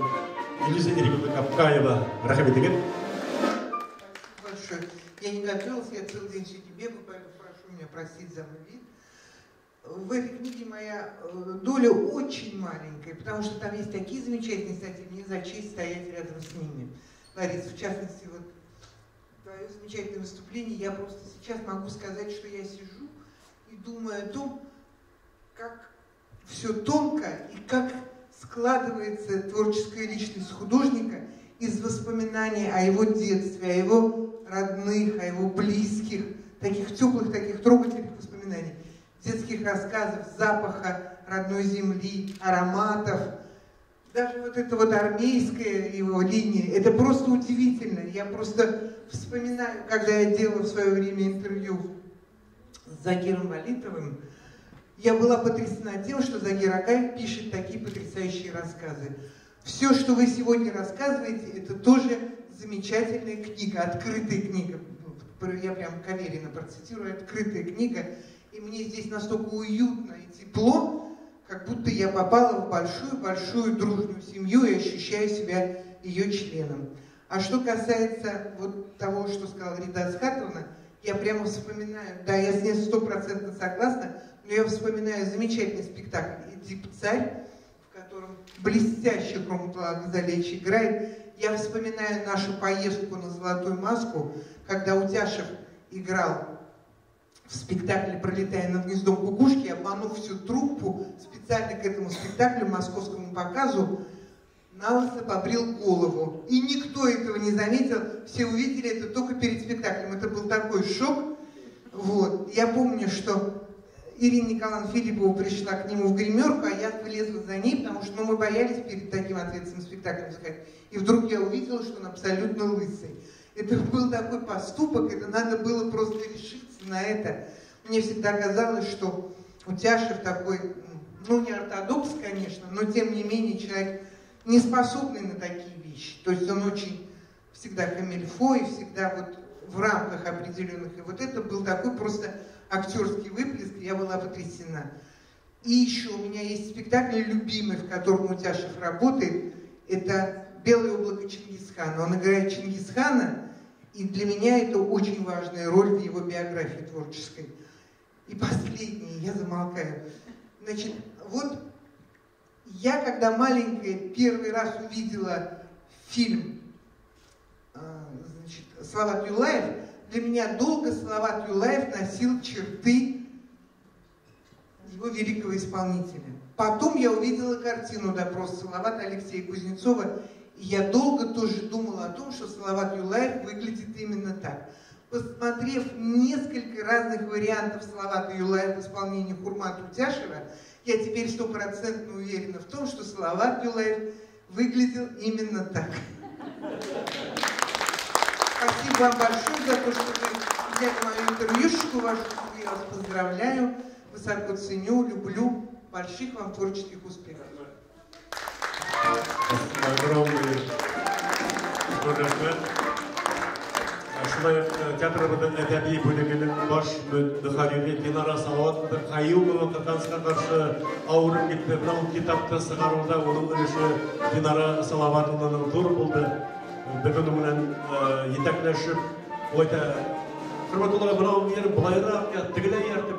Yakin ol bine terkis küz bulga yardım etti. Hem kitabı bana toplagan da bu Zeynep Değişik isimdeki bizim başkasına kitap neşriyatına alıp bardık. Bizim de baş muharrir Zülfiye Şerifiye kadar Karabayeva kabul etti. Rahmetliğin hep dur rahmet başımdan kitap sığarıda bizim ölüşümü bahala bütünü dedi temkitle mantam huplan o kitap sığarıda getirip girgen edesin. Dur rahmet.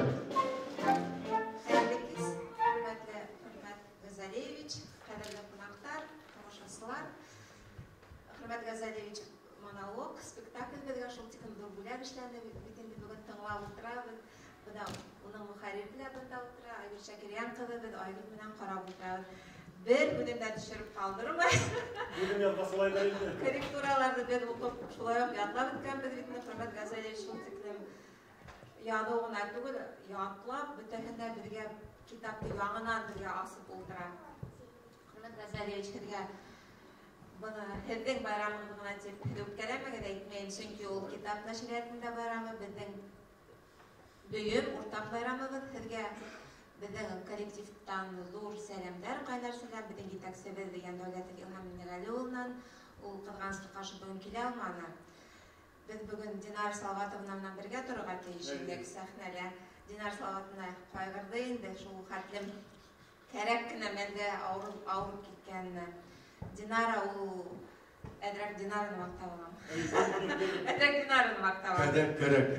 Çünkü o Dinar şol tiplem uden talapsan, şol tiplem Rus'a nesi gitmeyettirge. Rus'a skoro bulamel. Ben Rus'a bilmeyim. Bilmeyim Rus'a nesi skoro bulamel. Şol tiplem nime de aytahın o bizim avtorlar kaytardı bitne. Buna şulay korrektura kile şulay bu işlerge kerek. Yaray. Yaray dilerde o bir andan oturgan mümkün, iki andan oturgan mümkün, Dinar Salavatovna yardı günden dağa edeyindi. Süya Şerifiyan'da bir işlerlik Hürmet Газалевич'min. Bir işlerlik, onlar iki şunday tatu komanda buldular. Nime aytahın, nık tınlavsandar eken. Buna bir taptım tınlavsandar. Hem yavuklular tınlavsandar. Bizim Gülya Arslan'dan da bayağı aytıp gittiler bitinde fotoalbomlarını işlenip teatrından bizim bu ay neşriyat her vakit beğençte tura bitinde. Tarna Kasım'la bizim hizmetke zor baha verdi, Larisa Haşim'la zor baha verdi, hizge zor rahmet barıgılgala ısınlap da kitap neşriyatında ardaqlı şahslarımıza arnalgan fotoalbomlar daimi dünya görüp tura. Şulardan tezmehine hizin turala, hizin şahıs turağındağı fotoalbom yine önəbət bir şartdır Hürmet Газалевич. Artağında şulay devam eten bizim birge hizmetleşlik edip şunday mantık. Devam eteni de söker yarda bit alıp taşlanır. Yarda inmey kaldı. Şulay şu. Kaysı bilen. Dedi köp yapmışlar erdeyin de o yarda hıptık tartıp alıp. Ben sana bulara değilsin. Rahmet. Hürmet Газалевич, birge aktör bularak bunda hedin ki bala hilap durmayız çünkü onu bütehler bile Ayten bit автор bularak hizge bit şul tiklem ilk kitap qaranık, şul tiklem yavaplığına ısınlap da şulay devam eten. Yanı kitaplar bulhan indi. Hem hizge bölekte bir gideyim. Rahmet. Bitti artaban yanasak qıgıdayım. Hizge bulakını uzi yadatırman, yakın uzi yadatırman ruçka. Hem bunda Halkvariyada yılı nisapka alıp Sal Ural Hazinaları isimli kitabıdı. Üstünde Güler kitabı. Rus, İngiliz, Başkurt dilinde. Bunda Başkurtistan'ın ilk gitmeli motor yerleri hakkında mağlumatlar toplangan. Oğa beyli rivayetler, yırlar, eğitimler. Bunda Ural Batır episla var, Zaykülakna halkılığı da var, barıqla var. Ödegin Gaylagiz bilen motor itip, oşu Başkurtistan'ı bulap yürüp, oşunda bulgan bütün motor orunlarda yürüp sığıp, yal itip. Rahmet. Rahmet.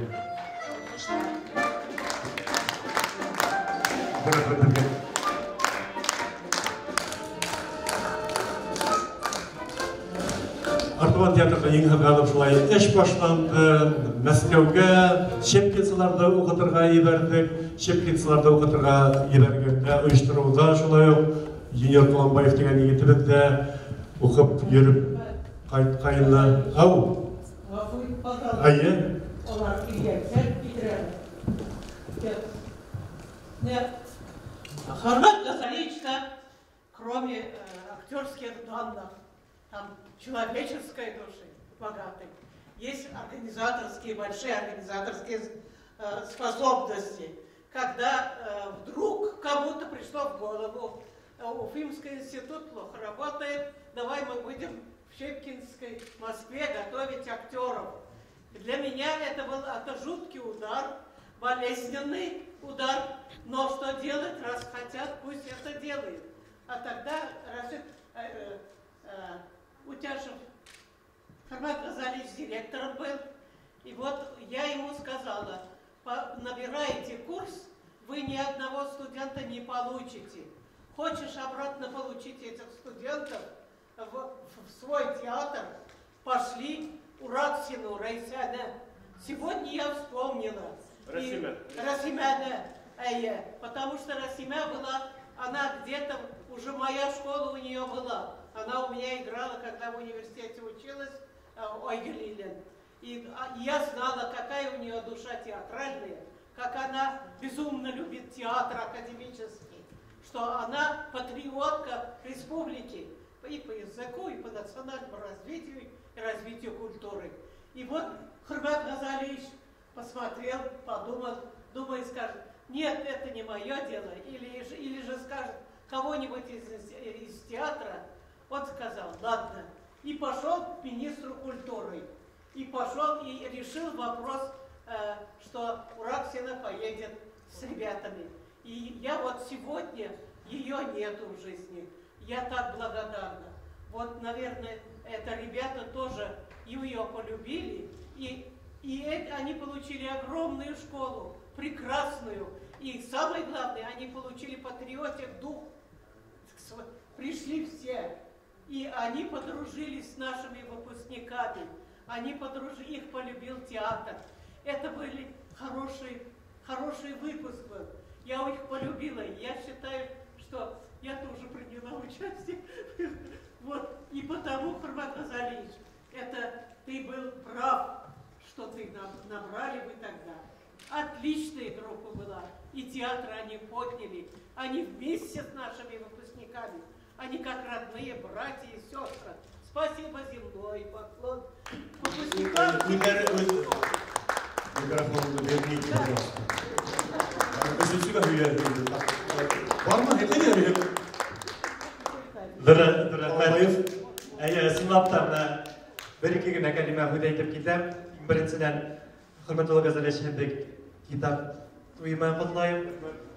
Сынлапта Хорматулла Газалич ол шундай кіші, дәртлі, мұны айтып кетеуісі, бір орында отыра бермей ол, әр вақыт қайдалар югірі, немәлер ішлей. Ақарин әр вақытта шулай болып қалығыр. Һәм Сынлапта мұна біздің Мәскәудегі елған курста Хорматулла Газалич зор эшешләрне һәрбер бөтен имтихандарға килеп, бөтен спектакльләрне карап, безгә баһалар биреп ултырды. Спектакльләргә артабанда менә театрга килгәндә зур уның эше өлеше булды. Зур рәхмәт сезгә. Һәм менә ул тарафында касемында сезгә дә зур рәхмәт. Һез Мәскәүгә килеп, безнең спектакльләрне карап, безгә сәхнә телен өйрәтеп киттегез. Рәсим апай менән һез бергәләшеп, шунда бергә зур сәхнәгә юл алдығыр, зур рәхмәт сезгә. Һәм адам үҙенең ҡыҫҡаһы бер йыр бүләк.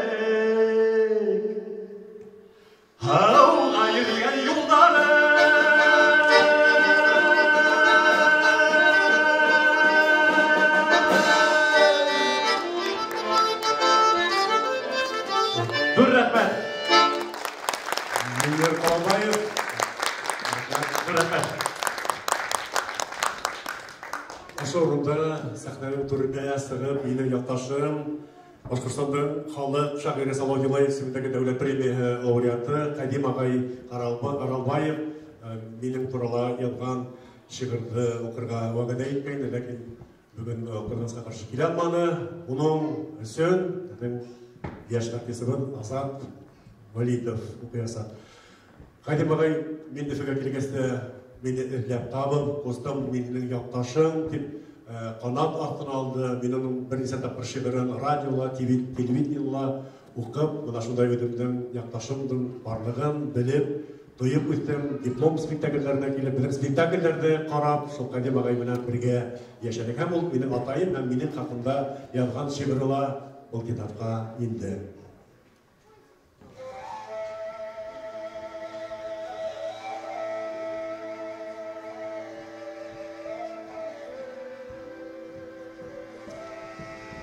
Аналықтың алқын толқындары енін атлап сайқап қоймаған.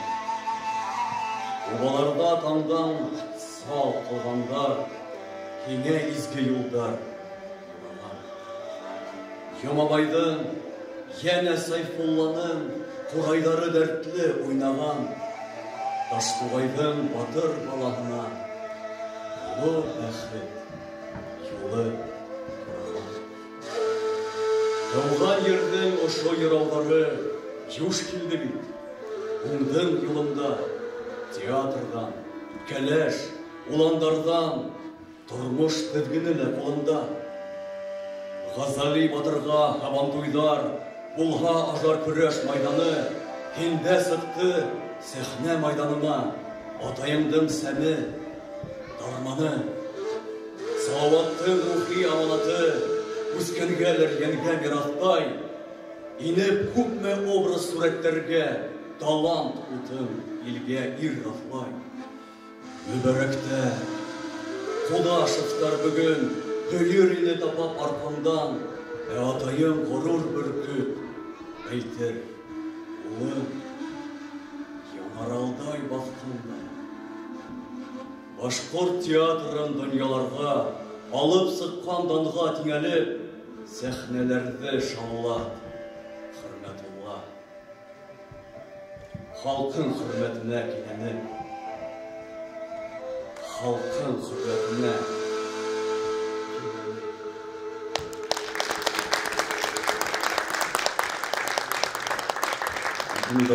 Кадим ағай Аралбаевтың шиғыры.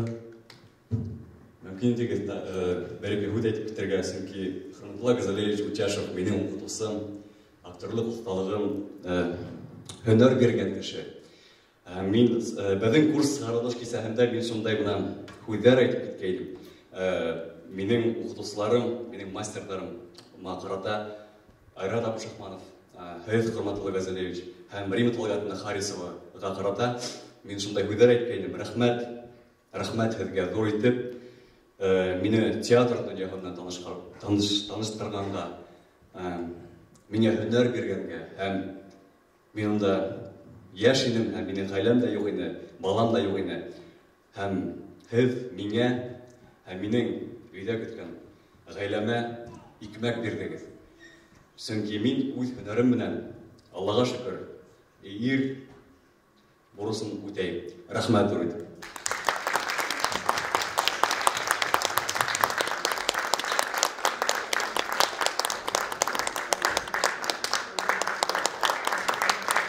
Илап барсайын, юққа оқырмағанға деген. Ну, приятно, однако. Приятно. Онан, 2002 йылда Өфөгә бір білгей генә сумадан тотып килгәйнем. Бүгін инде, семья, Антон, бына менің байлығым, бір білгей генә сумадан тотып килгәйнем, бына қадір менің өз улым, келінім, еңсәрдәрім, бір ұлы ғаилә.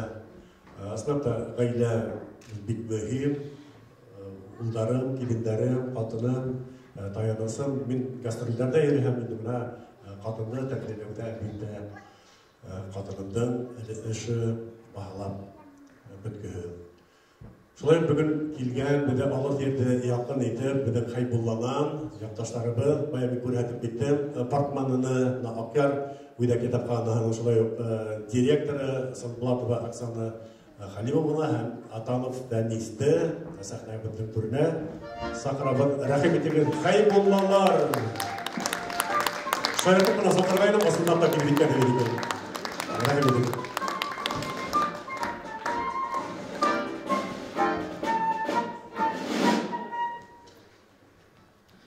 Хәерле кис, хөрмәтле кунаклар. Хәерле кис, хөрмәтле Хөрмәтулла Газали улы. Мин һеҙгә Хайбулла районы хакимияте башлығы Рөстәм Денислам улы Шариповтан һәм бәрәкәтле сал кылганлы Хайбулла халкынан ялкынлы сәламдар еткерәм. Бүген ысынлап та олы байрам, олы тантана Үтәшевтәр нәҫеленә арналған китап донъя күрҙе. Был күркәм байрам менән һеҙҙе ысын күңелдән тәбрикләйем һәм һәммәбеҙҙе лә. Һеҙ, Хөрмәтулла ағай, республикабыҙҙың сәнғәт, театр сәнғәтен донъяға танытыусы, шуның үҫешенә ҙур өлөш индереүсе күренекле яҡташыбыҙ. Һеҙ районыбыҙҙың, республикабыҙҙың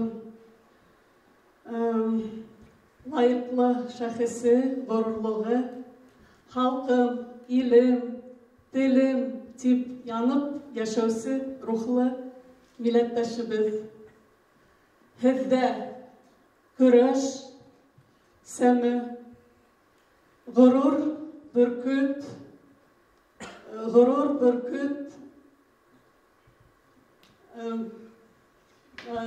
даны һәм ирһөйәрлек дарманы.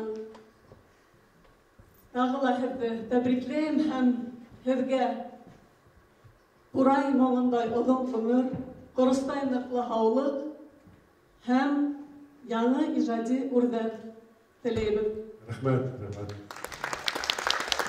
Һәм киләсәктә Хайбулла ерендә ошондай матур китабығыҙҙың исем туйын үткәрергә яҙһын тип ышанып ҡалабыҙ. Амин. Шулай булһын. Һеҙгә Хәйбулланан музыкаль сәлам. Рәхмәт.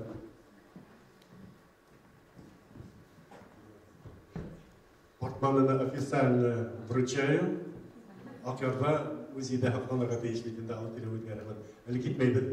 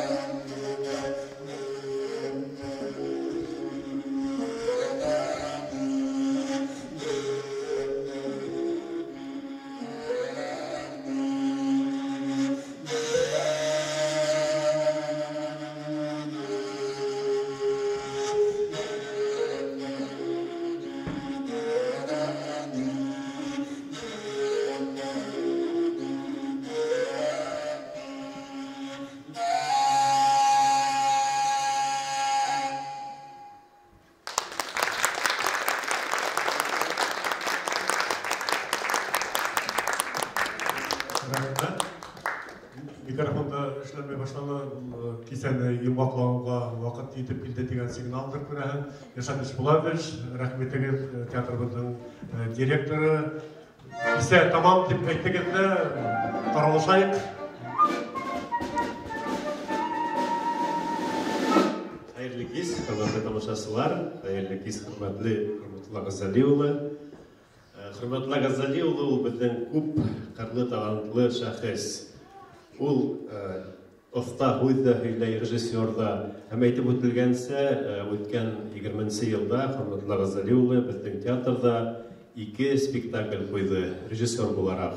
Уларҙың береһе Талха Гиниятуллин әҫәре буйынса Шәмсетдин һәм Шәмсура булһа, икенсеһе инде данлыҡлы 112-нче кавалерия командиры генерал Шаймуратовҡа арналған ат уйнатып алдан бара спектакле булды. Барыбыҙ да беләбеҙ, Хөрмәтулла Газали улы Башҡорт ҡоролтайы президиумы ағзаһы. Шулай уҡ былтыр март айында ул үҙенең 60 йәшлек юбилейын шаулатып, гөрләтеп үткәреп ебәрҙе.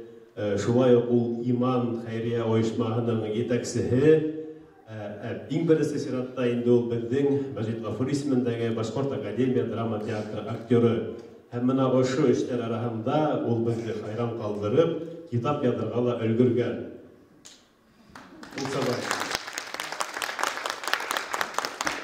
Хөрмәтле Газали, һеҙгә алдағы тормошоғоҙҙа ла ижади уңыштар теләйем, үҙемдең исемдән шәхсән һәм әлбиттә беҙҙең коллективыбыҙ Мәжит Ғафури исемендәге Башҡорт академия драма коллективы исеменән һеҙгә ижади урҙар, яңынан-яңы китаптар сығып торһон, алға һәм алға.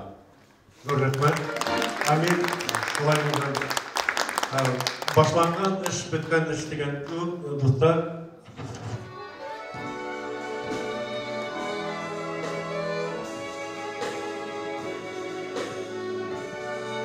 Ваҡыт табып, бөгөнгө кисәне минең менән бергә булыуығыҙға ҙур рәхмәт.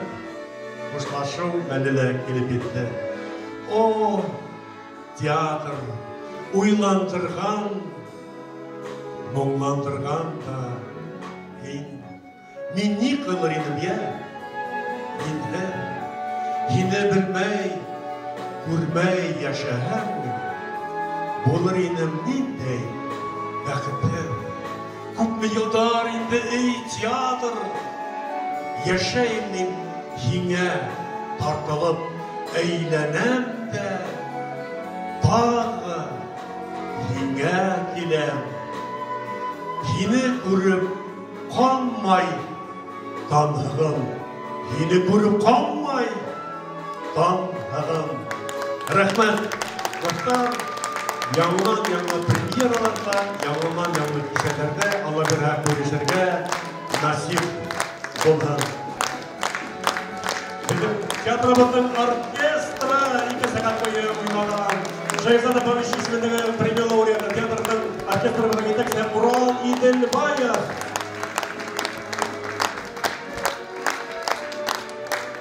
Һәм әлбәттә безнең театрда катнашкан артистларга Həmlə Allah rəhmət.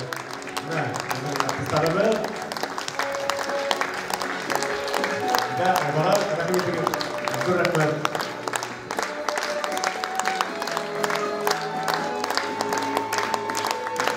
Zor rəhmətlə başlasınlar.